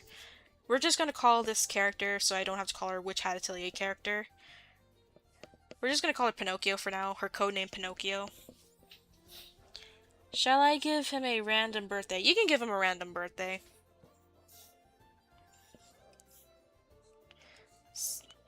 Well, perfect. So, Pinocchio, I like to imagine, like, because she's a fae, she does weird things. She's pretty kooky. I want her to be singing these kind of songs just in the backyard, dancing in a circle, and Queefree and the girls are just like, what is she doing? She's like, it's almost midnight. I gotta hop off. Good night. Good night, Casey. Thanks for hanging out with us. Kinda blinding you. A fairy ring with you. Yep, she's creating a fairy ring. I hear many mixed signals about fairy rings. I hear some of them are like, don't step in them. It is a bad idea. And like a few other regions like, it's like a gateway. It's a gateway, so going at your own risk. Like it's not entirely a terrible thing. Okay, he gets the 15th of February. Nice.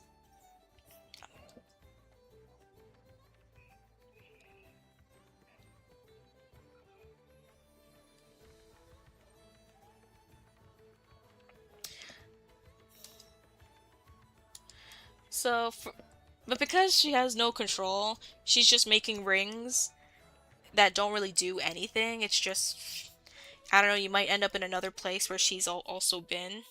So she might just be using them as teleports in a way. That's how I'm going to use these fairy rings. At least for Pinocchio, because she has no real control just yet.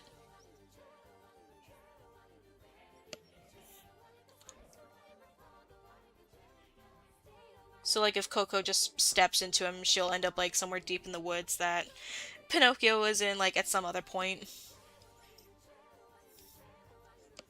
And that also breaks another rule of like the human law of magic. Like you're not allowed to use teleportation without gateways. This kind of somewhat in a way violates that, so she's again another rule she's breaking.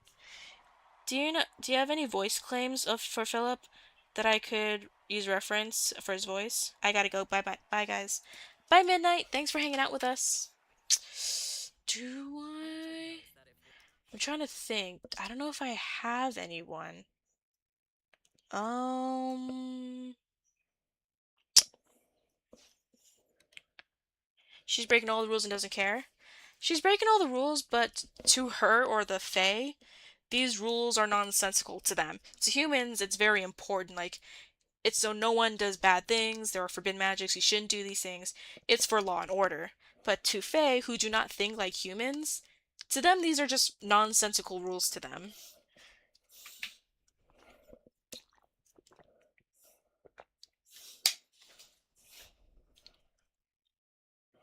Okay, I'm trying to find a voice claim.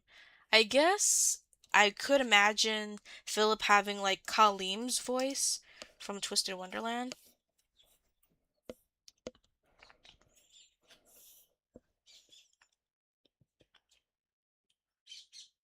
The Fae are living in Wonderland, basically.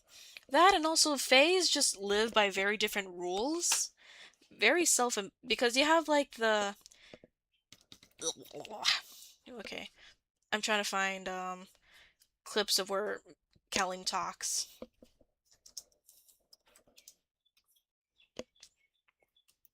来たな。待ってたぜ。特訓付き合ってくれてありがとな。お前との付き合いも長くなってきたな。でも、まだまだ知りたいことも、知ってほしいこともたくさんある。Yeah, so that's kind of how I imagine Philip sounding. But yeah, that's to answer birdies. But back to the topic of like the Fays and living in Wonderland. From the research I've done, Fays just do not think like humans, and thus they're at they do things that may seem nonsensical to humans, or is just like I guess not moral in the eyes of humans. And I really just want to play on that. I don't know if I think it was Britain or British when when they're on their ideas of Fae. Faes do have in that to them at least they have kingdoms. They have some sort of law and structure going on and ranking system. I just forgot what it was called. There was a specific word for it. I gotta.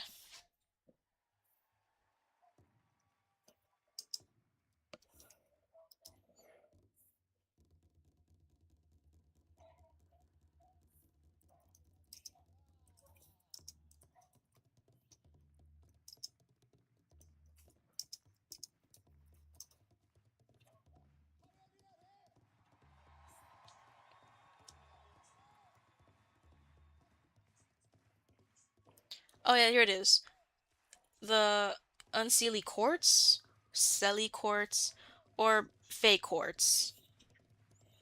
Tomodachi Life told me I finished downloading its update. Nintendo, what are you up to? Who knows? Apparently Tomodachi's updating? I did not know it was doing that.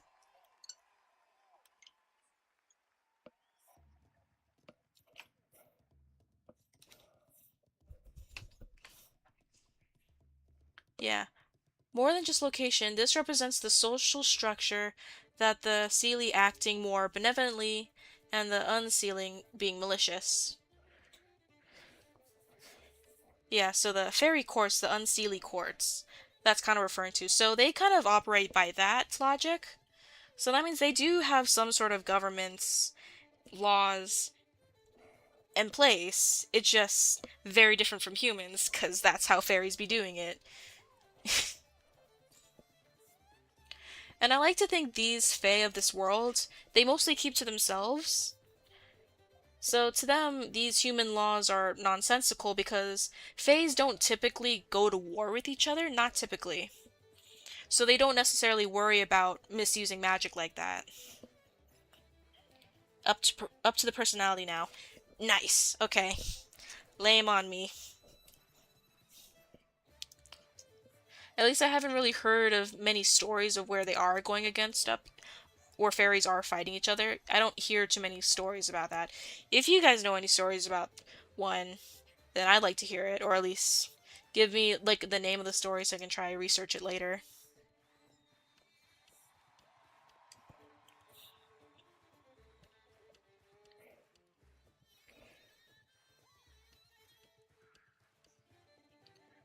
Yeah, so the reason why they don't worry about, forbidden magics and all these things is because it's not typically within their nature to fight against each other.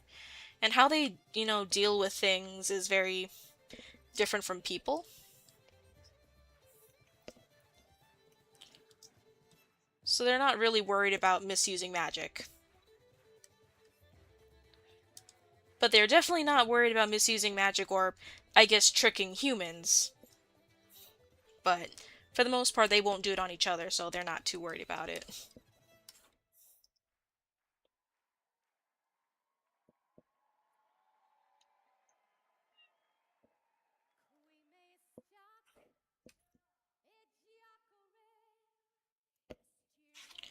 I don't know what to put in. Most of my Miis are my own characters. This is a tad out of my comfort, but I'm also having fun. Nice. Wait, I gotta look at the chart so I know what you're talking about.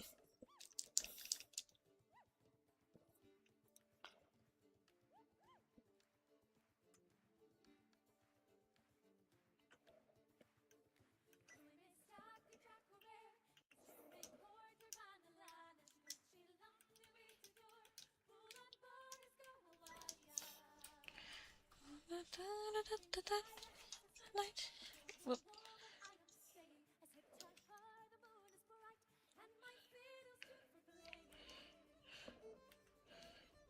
Okay, personality. So if you're doing the personality stuff right now, movement, the top one, I think he's pretty quick. I think he's near the middle, but he's pretty quick. His speech, he would prioritize politeness most of the time. Energy, I think he's varied. Thinking, I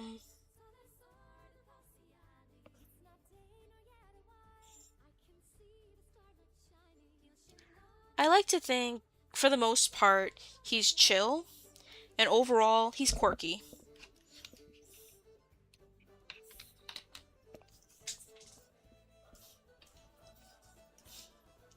Yeah, the glasses one more time. But yeah, I think after this, I'm gonna do a little bit more research on the Fae. Because I think it's the Irish and Scottish Fae that are a little bit more consistent. And I'm gonna see if they got any more of that, like, weird fairy logic going on that I could. So I can, like, best understand where this is coming from.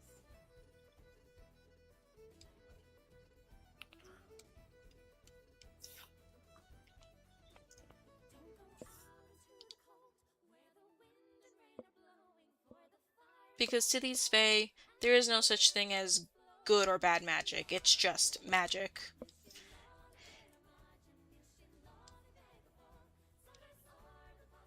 If it exists, then it has a use.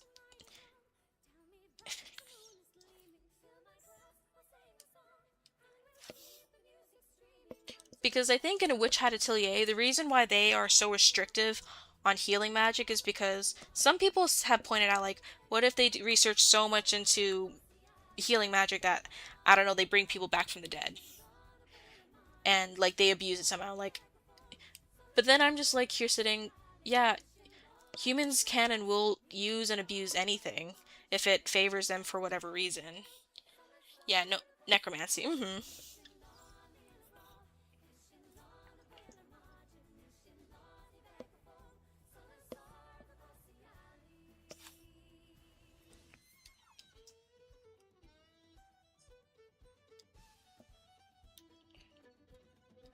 But if Fae, like, want to bring something back, like, I don't know, they want to bring back their favorite dog, yeah, they're gonna use necromancy on them. They don't care.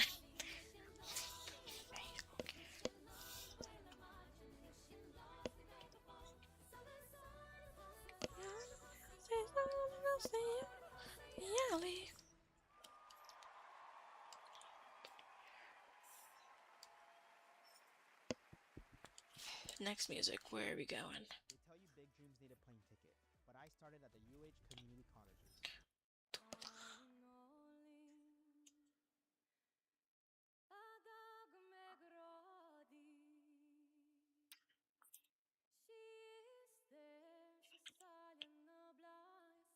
I really like how you're developing the Fae from real world information.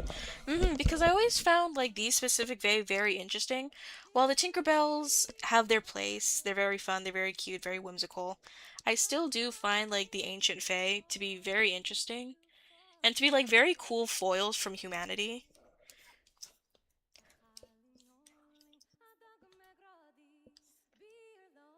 Because these humans and also us too, because a lot of like the fandoms like, yes, we finally have good hard magic system, like very specific rules of what you can and can't do. How can you break these rules but still make sense? Humans thrive off that. They thrive off of order and sciences or things to explain things. While the Fae were always like these very strange and otherworldly creatures that just seemingly had a deeper understanding of this very unknown world. Okay, I've seen that personalities have been. But for Philip, he's an energetic charmer. Do you think that fits? I can see that, yeah. He was either going to be an energetic charmer or a daydreamer. One of those two would best fit him.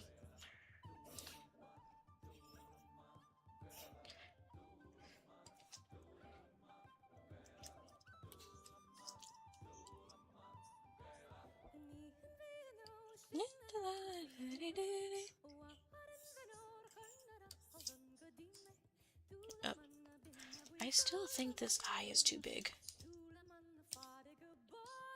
You didn't. But I guess like the overall of what I'm trying to do with the Fae is that I want them to be like a very, I guess, interesting foil to humanity. Well, he has certainly a charmer. He is certainly a charmer, hee hee. To you, yeah.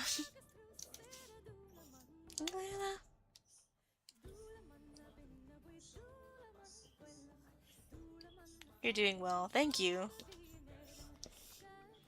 Because while humans you need law and order and rules to make sure other humans don't do, bad things with magics, Fae don't seemingly have that problem. And because they don't have that problem, they are willing to do certain things that humans may not like, but they don't see anything wrong with it. Faes don't see anything wrong with it. And that allows them to be so deeply intertwined with magic that their magic is just flat out mysterious and makes no sense to humans because it doesn't follow the law and structures that humans have made for themselves.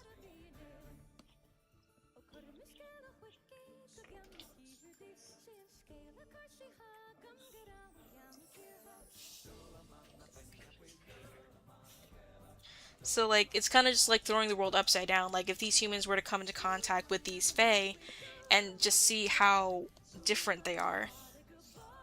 And I don't think humans will ever truly achieve what the Fae have because, again, so far I've never come across a story where Faes are trying to conquer each other or constantly in a power struggle like humans are.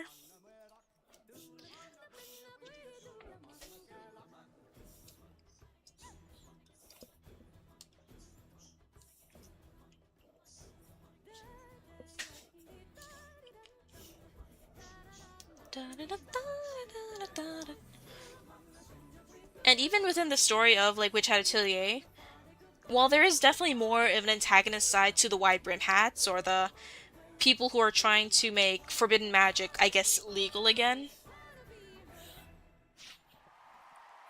If a witch went to a fae asking them to cast forbidden spells for them, would the fae do it? Here's the thing about like European, Irish, Scottish fae. They don't necessarily do anything for free. Not necessarily. They'll they do not like being in debt. They like you being indebted to them. And the usual warning stories of these kind of fays never make a deal with a fae because they do not think like humans and they are like the master of half truths. Yeah, you pay up with your firstborn. You pay up with your firstborn or you're going to be indebted to this fae for like a year. It's like, hey, I did this for you. Now you gotta serve me for like a couple years. So it really just depends on the fae they're asking. Well, I'm being blocked. Okay, so I can't be playing Celtic music. Alright. Thank you, YouTube. Alright.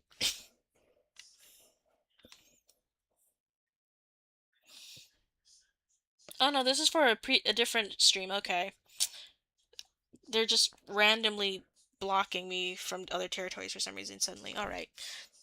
I'm not in trouble yet. What other music are there? Dang, Philip. Oh, gasp. Philip is immediately breaking the fourth wall and starting to ask me directly for some reason. What's he asking you? Oh, I just remembered. I was out shopping and a five below I found from Cookie Run Kingdom Mystery Balls. I don't think I would find Cookie Run merch in Five Below in all places. That's crazy. I sent some pictures of him in the Discord. I'll send some pictures of him in Discord later. Okay.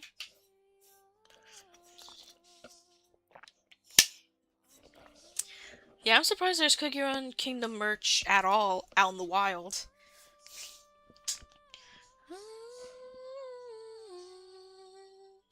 Sorry.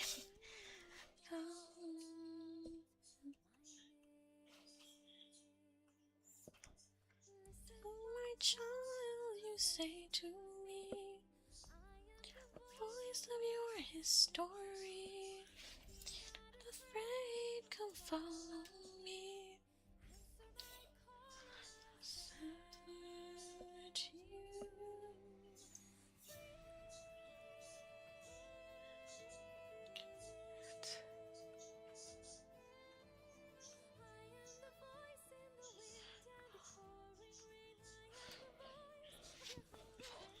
Yeah, it blew my mind when I found them. There like 5 left. Feel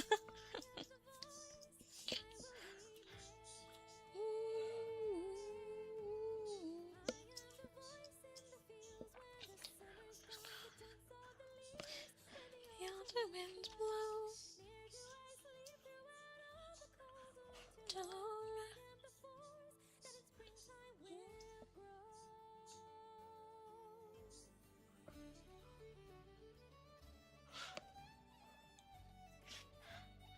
Huh, dang, what do they look like? Yeah, what kind of merch is it?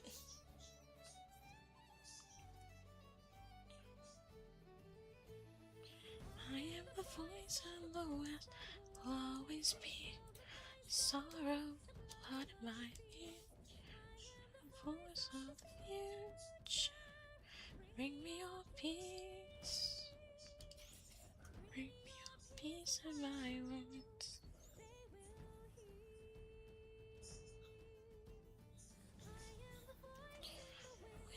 When the pouring rain and pain, calling you, I am the voice and the wind and will always be hunger and pain. Oops, that's not what I want to do.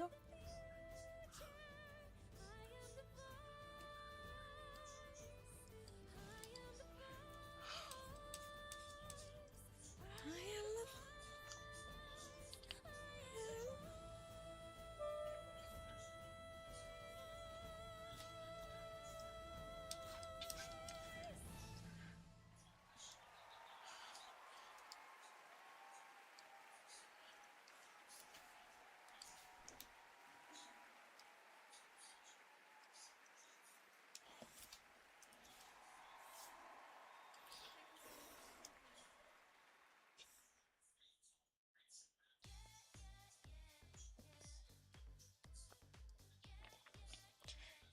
get out of your ads. 90 seconds for this NASA-engineered AC cool down your room. It's smaller than a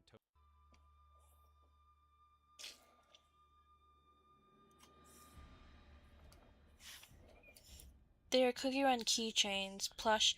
I got gingerbread, herb cookie, and devil cookie. Darn the ads, yep.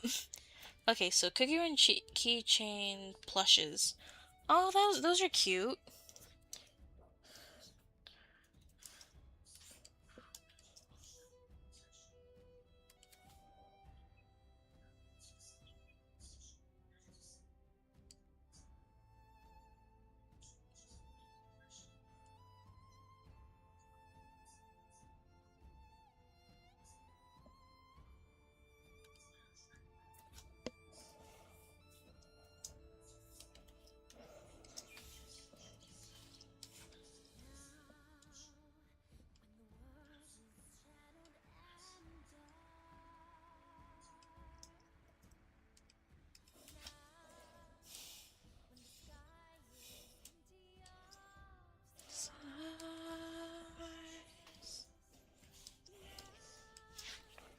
They even came with cards with codes for 500 crystals.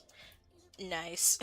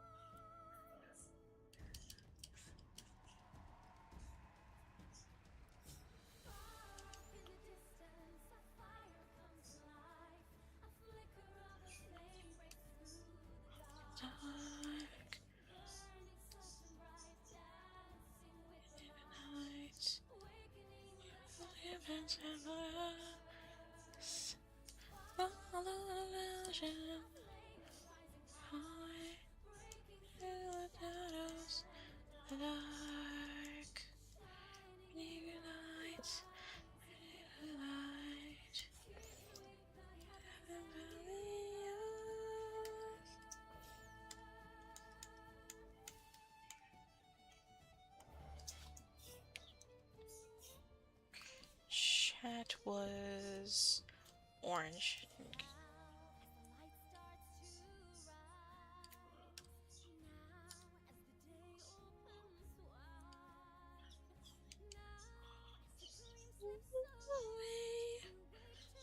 What eye color did I make? I gave him this eye color.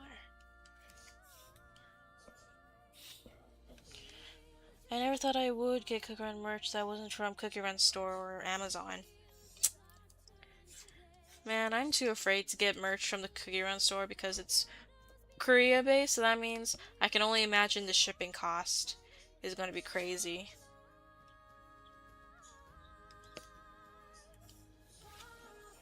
Distance, life, the dark,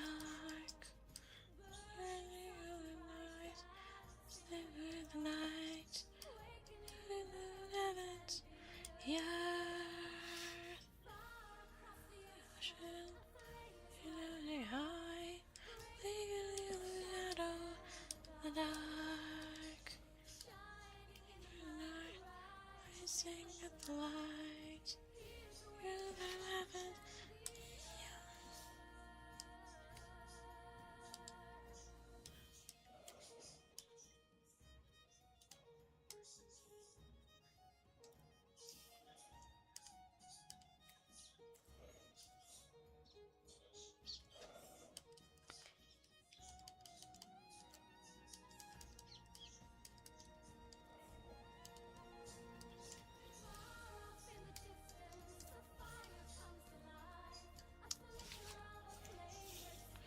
In the dark, burning in the light, animals in the night, waving the heavens and the earth.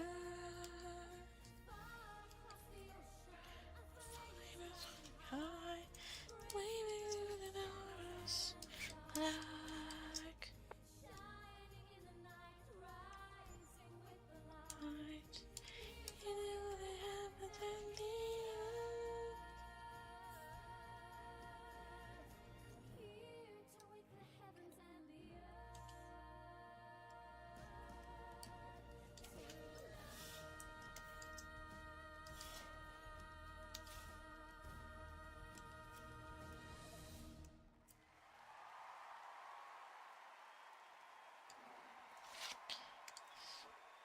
Cover that up with the orange.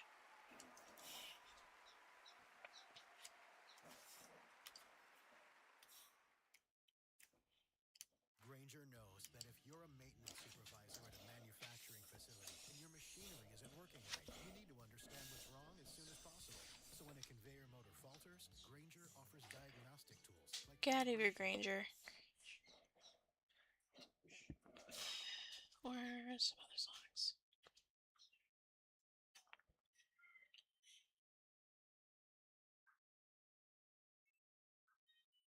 Oh, here's a cute Silky song I heard one time.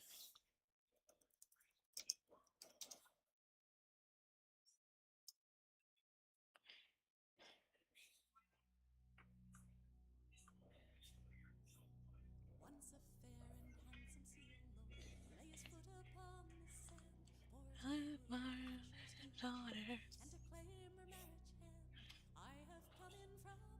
Ocean, I have come into the sea. Out to the waves, love. Come along with me.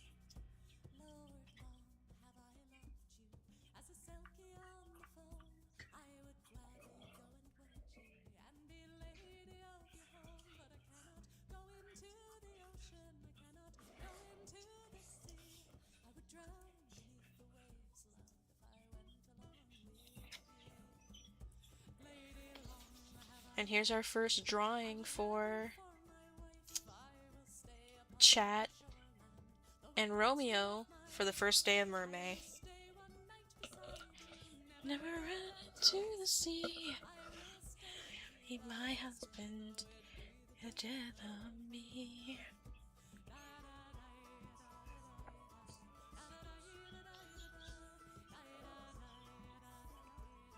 Yippee!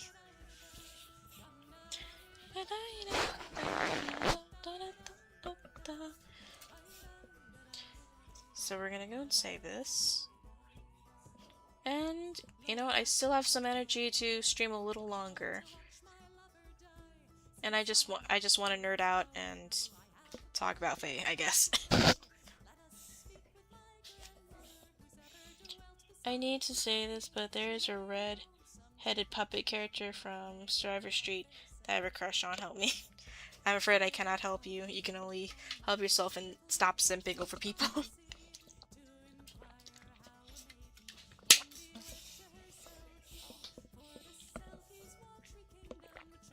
Chad very much appreciates the pats. Yes, yes, it does.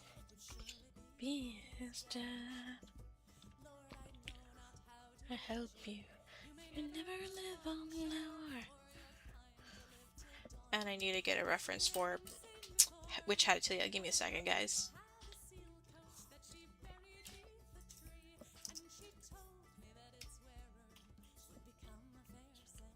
Okay.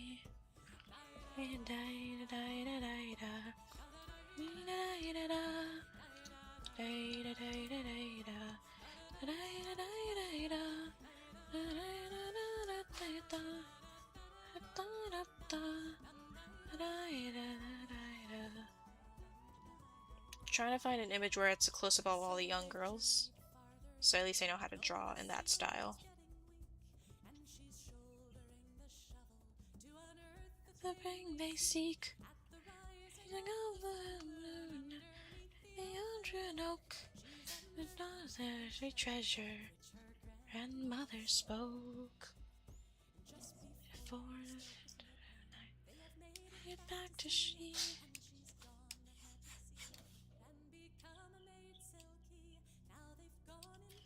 The ocean and sea on along. Feels so bright for Selkie.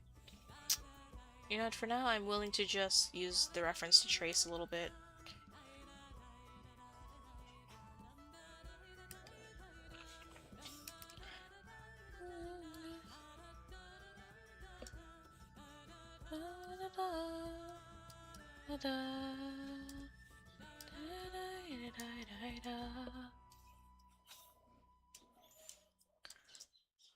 Oops, that's not what I wanted to do.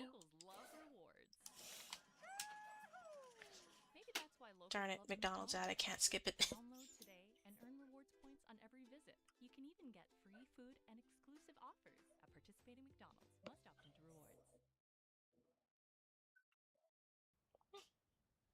That's not what I wanted. Wrong one.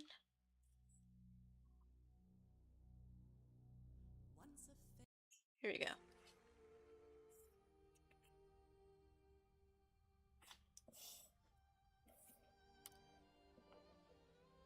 I can't stop sipping. Also, that is supposed to say Survival Street. Okay. So Survival Streets has puppets, okay? What else is there?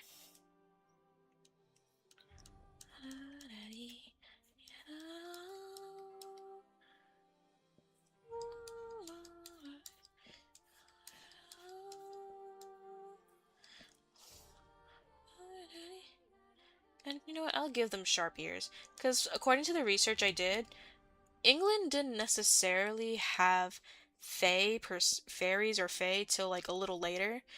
And for the most of the time they were referred to as elves. So that's where the elves come from, or at least part of it.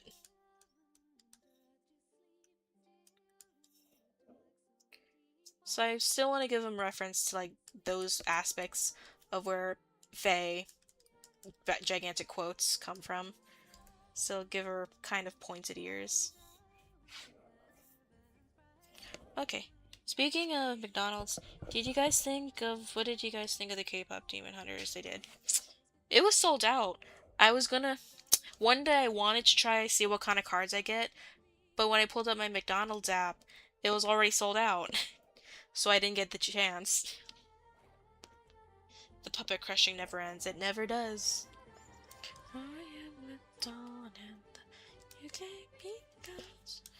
Right to the morning I bring you the sun.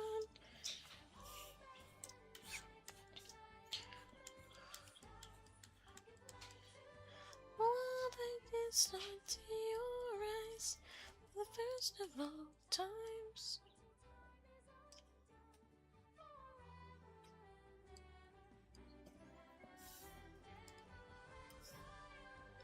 Anything else?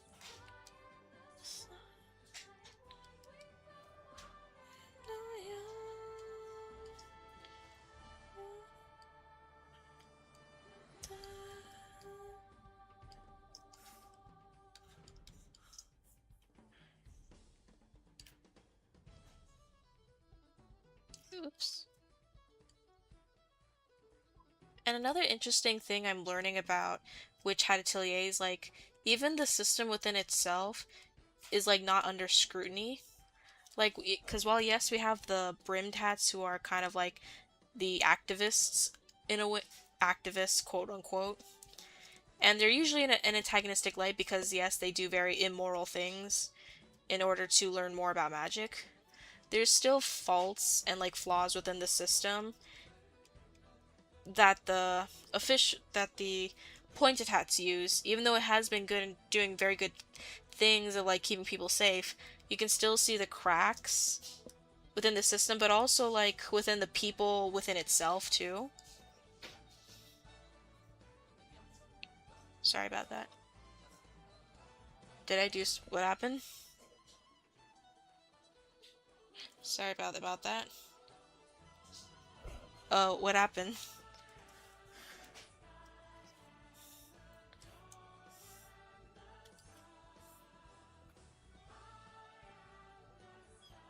The K-pop demon, K-pop McDonald's thing. Oh, it's okay.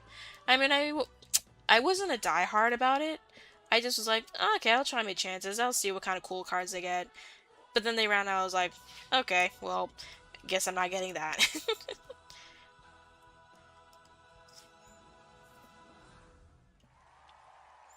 Okay, no, their shoulders are a lot wider than this.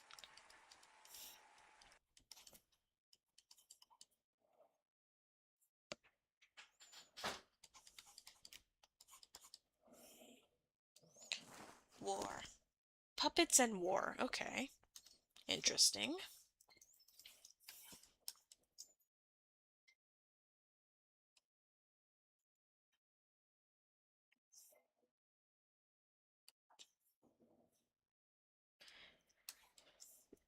Because from videos I'm watching about like Witch Hat Atelier and like some of the characters within the story, you meet some of the bad guys. You meet some of the bad guys who are secretly infiltrating the good guy area. And you also just see like just kind of low-key scumbags within the good faction too. Because in the good faction, only a set selective people and families were allowed to remember magic and know of it. And when I first heard this, I'm like, isn't that going to create like kind of elitism in this world? And it kind of did. At least with one character, with one character, where he was so worried about like his self-image that he didn't necessarily care about the psychological harm he was doing on his students. Told Dutch life is being very distracting now. I'm gonna go play it for a while. Bye bye. Bye, Birdie. I have a nightlife that literally a nightlight that gave off northern lights. Oh, nice.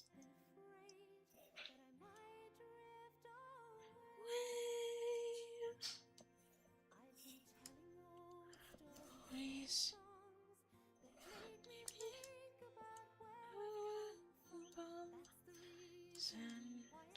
See.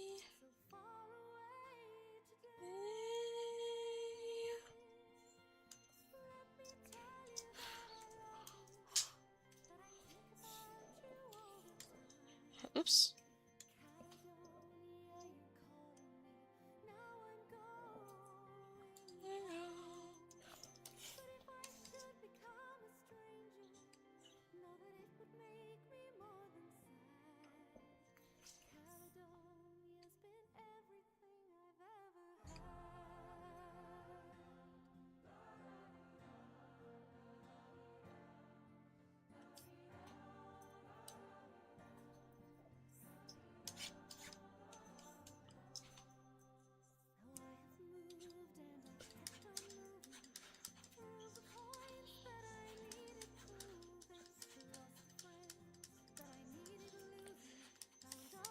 But yeah, Miss Pinocchio. I don't know. I haven't really had a set idea of mind of what I wanted Miss Pinocchio to look like. Because I guess in the context of her story, she's going to be like the first fae that has interacted with humanity in a very long time. Mainly just a pure coincidence.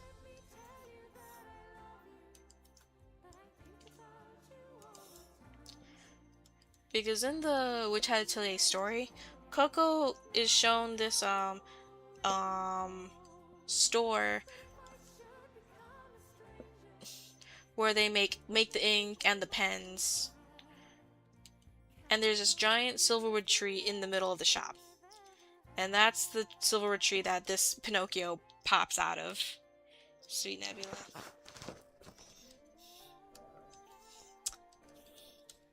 Tomodachi Life Living the Dream has gotten a bit popular now. I kind of want to play it. I might have to get it later when I get the chance to go to the game shop. Yeah, when I went to the game shop, but it was sold out. It was like during the week it came out. So I just got it digitally through the Nintendo store on the game console.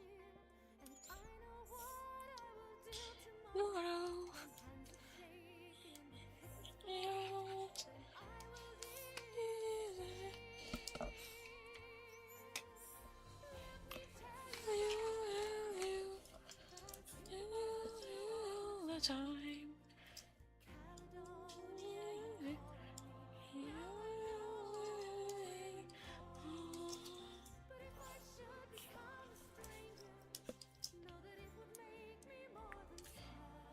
And I don't want to make Pinocchio like too human looking. Like I do want her to have some things that make, or at least I want these faces to have like small details that really stand out. That makes them like, huh, these guys look a little different compared to Coco and the humans around them. Because I like to imagine in the Age of Innocence, they do a lot look like almost close to regular human children. Playing a little bit into the changeling stories a little bit.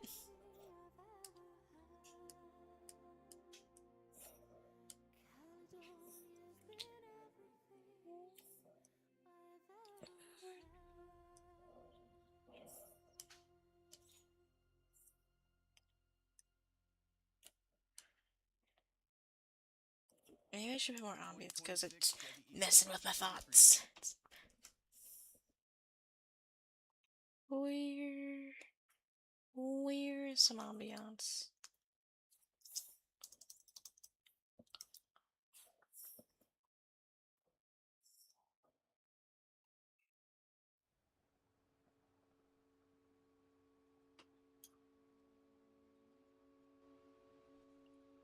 Here we go.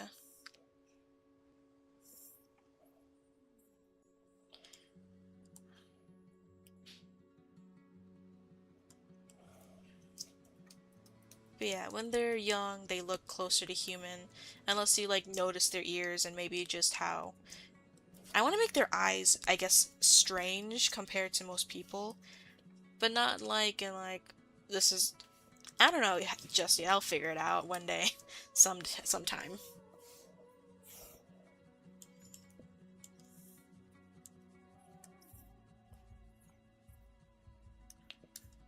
And I think I want their hair just naturally wild.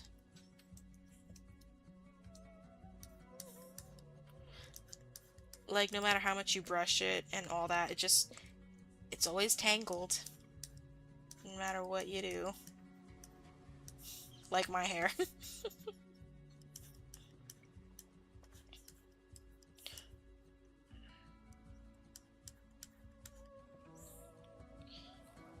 Constant bedhead. Constant bedhead, yeah. It's like, girl, do you ever brush your hair? She's like, it hurts when they brush my hair.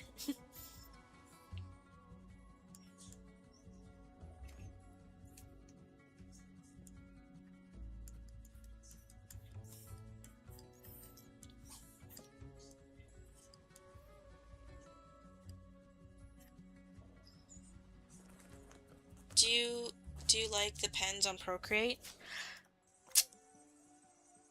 Mm, I don't mind the pencil when I'm sketching, but I guess when I want to do more crisper line art, I did not necessarily like the pens. So I did download this free pen where I did have like a standard gel pen which goes is a more cleaner line art kind of thing.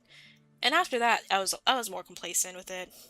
But I definitely get the feel that Procreate was definitely meant to be more of a painter kind of app, paintbrush, like painting kind of app.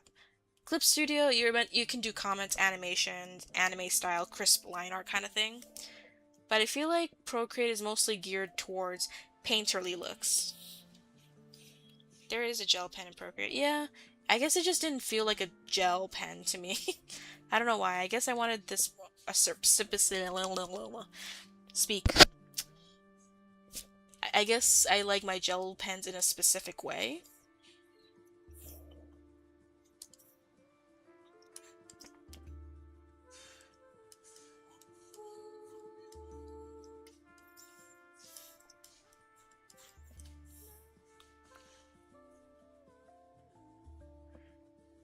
And maybe there'll be some leaves sticking out on her head.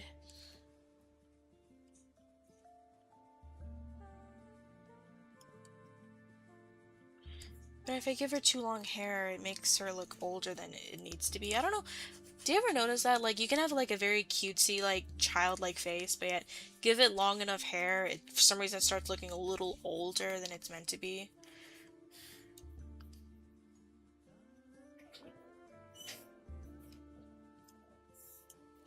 It's so weird sometimes.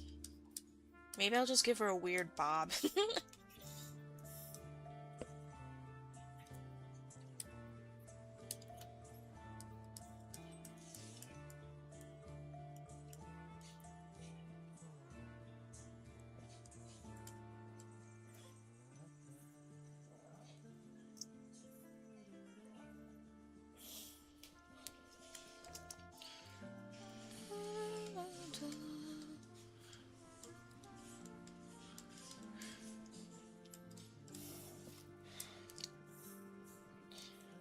And I think it's for like Pinocchio's like story specifically for her.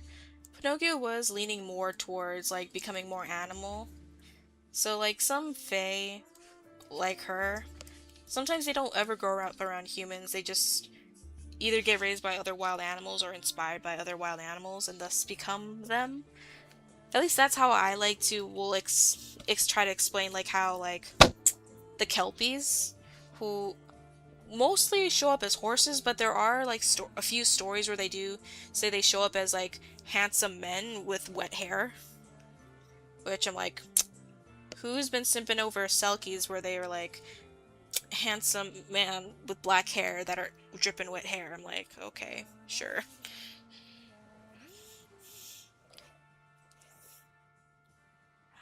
Yeah, that was like, it's not a common one, but there were like a few instances where there were some Selkie stories like that. Not Selkie, Kelpie. Kelpie stories. But they still did the same thing. They led them near a river's edge and still did the things they did, so still not good. At least, so that's how I'm gonna try to explain, like, the Kelpies of this world. It's just these creatures, these fae, who decided to go full on horse. If you don't mind this, okay.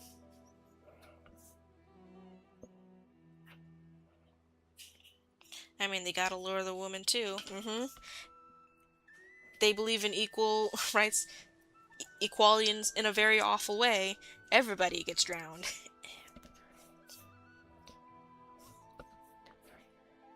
Hello, cat. Are you done sitting on my drawing tablet? Because I'm still drawing. I wish I had a computer cam, but to see Callie, but she's just sitting on my drawing pad, which I need to be using. What is Survival Street characters' names? One. Okay. I hope you get a camera for Callie. Maybe one day.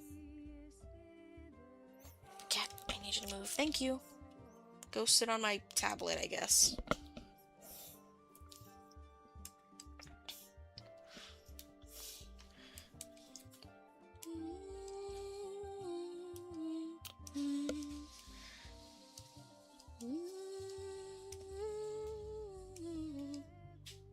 I do want like some plantage going on. Maybe some like patterns of like where moss could have been growing on their face.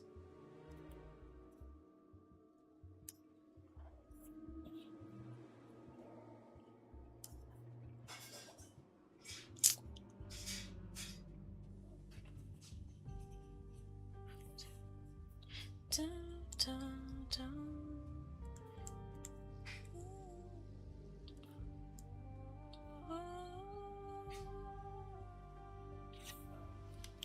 I'm trying to remember how many puppet theme games there are out there. So far, I can only remember, like... Darn it, I don't remember the name of it, but it was basically, like, semi-inspired by, like, Sesame Street, where you had to fix, like, a TV tower thing, and there were sentient puppets blocking your way. Don't forget Welcome Home, even if it's not a game. Yeah, Welcome Home too, yeah.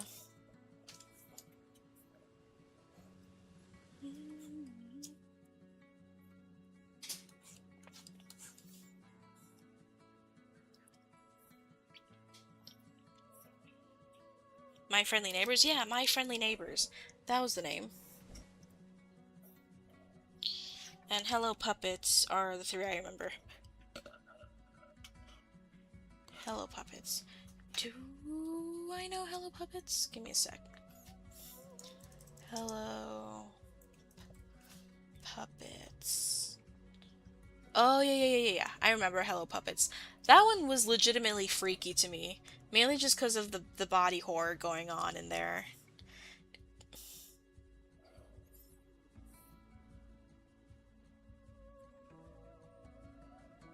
And because you know, like, these puppets were, like, once... were just people shoved into these awful deformed bodies, which is, like, freaky.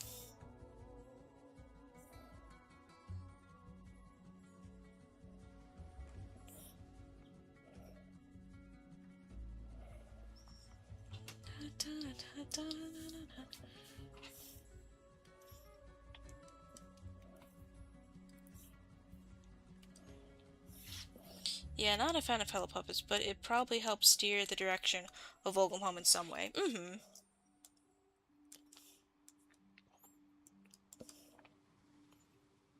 But yeah, there's my rough idea. I'm just gonna fuse these together.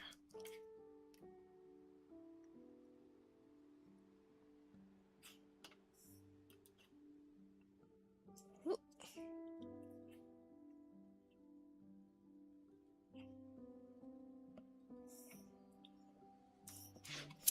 I remember Threadville. Oh yeah, there's Threadville too. Threadville was also really good.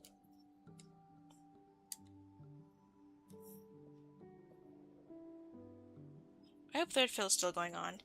I think it is, because I think she's also like updating models for the characters, because they're gonna also try turn it into a short animated movie or shorts.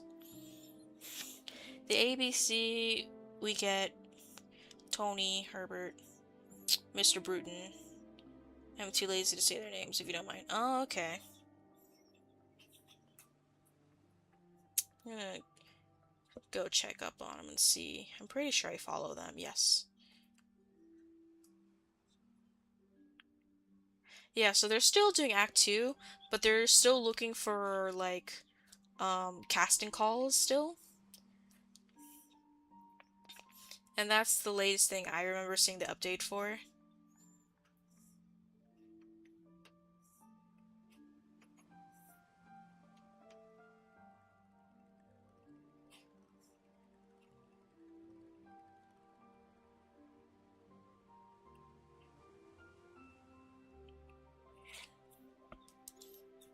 And I want to see if I can try mess with...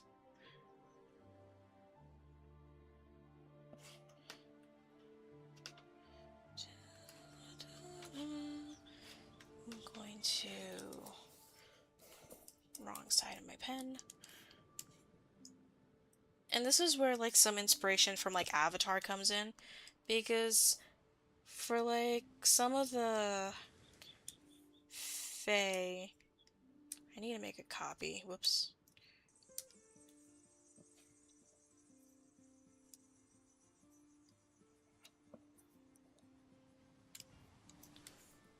Because for the Fae that like don't interact with humans a lot, I do want them to be like more, I guess, not necessarily wild, but I guess they're not concerned with like human fashions. So I like to imagine they have like a lot of what the Avatar from Avatar, like The Way of Water, Ash and Fire, and James Cameron Avatar wear.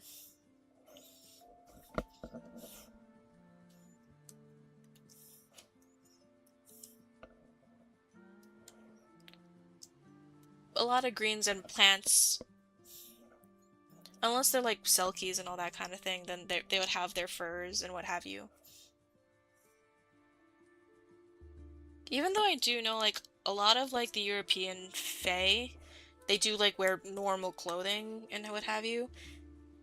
I think it was Britain, and I think mostly Britain. I remember from my research, they tend to wear a lot of green for for whatever reason. I guess green is just a very Fae color, I guess. So a good excuse to use plantage and foliage for like clothing, what have you.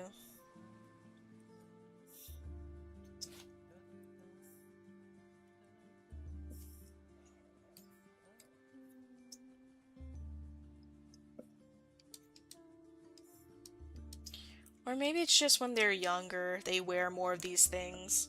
But as they get older and they become more elderly, they do cover up more, who knows.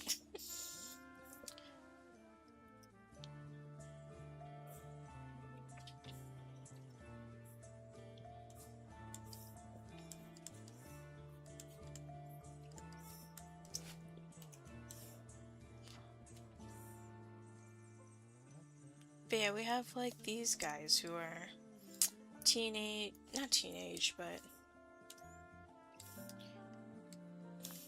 basically from their 20s to like, I don't know, their 50s. They'll roughly be like this. And I just want to figure out like what would the elderly ones look like? The ones who have come, who are just at peace, like, you know what, it's time to settle down and become a normal tree now. And hand over the torch to the next for them to go live out in Grandmother Willow's.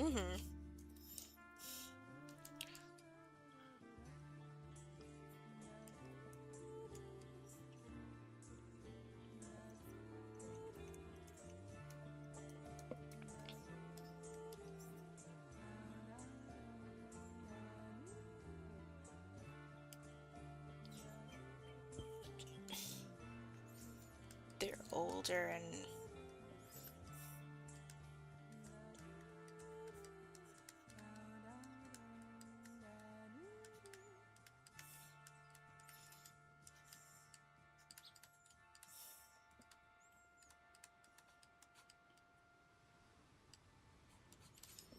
what would they be like? Maybe by then they're already have taken root and they're finally have decided to just become returned to the ground. And they could become like a grandmother willow, but I don't know, I guess we don't really see silver trees with leaves for some reason. They're kind of always just like these. Wit. Rich Atelier. Silver trees.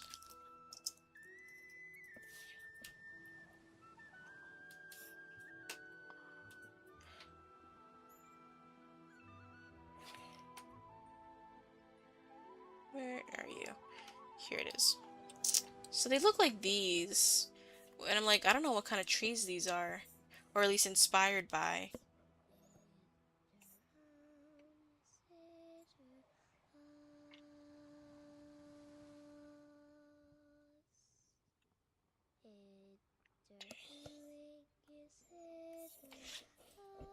Probably oak. Mm-hmm.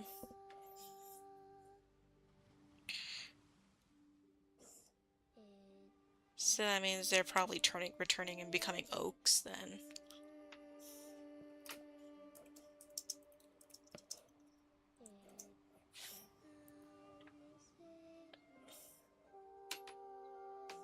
I wonder if this the internet knows.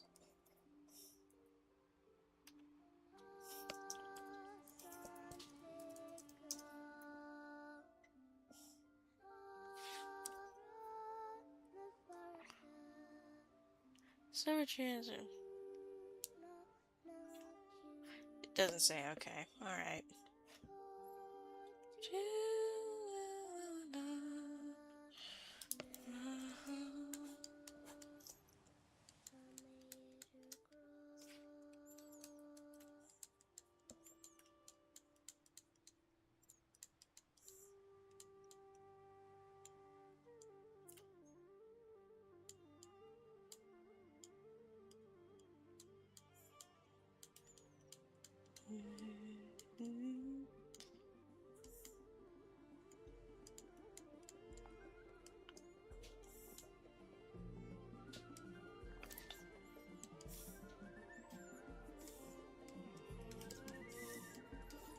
I guess they're all just taking root.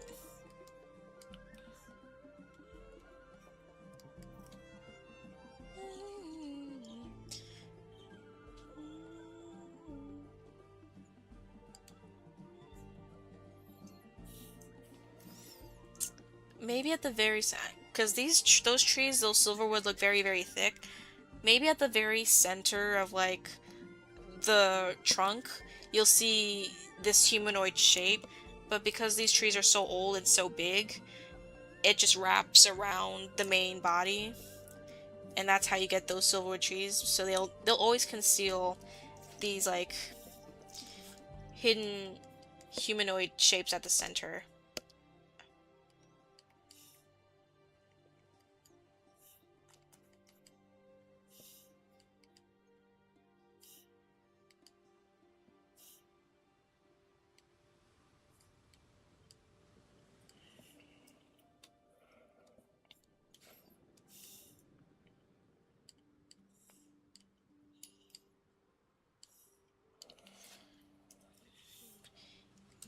No, between the sound.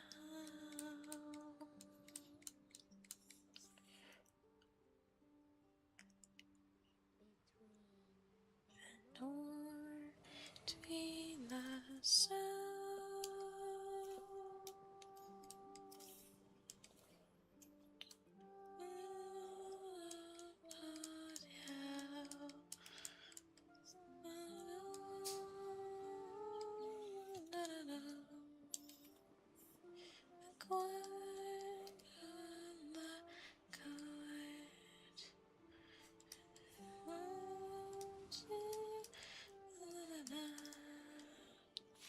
Why right here is because of the survival streets. Maybe need to take a small break.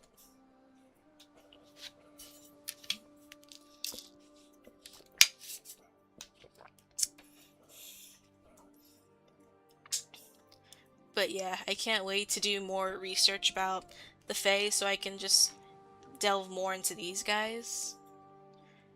It's it's coming together, guys. And also I'm getting hungry too, so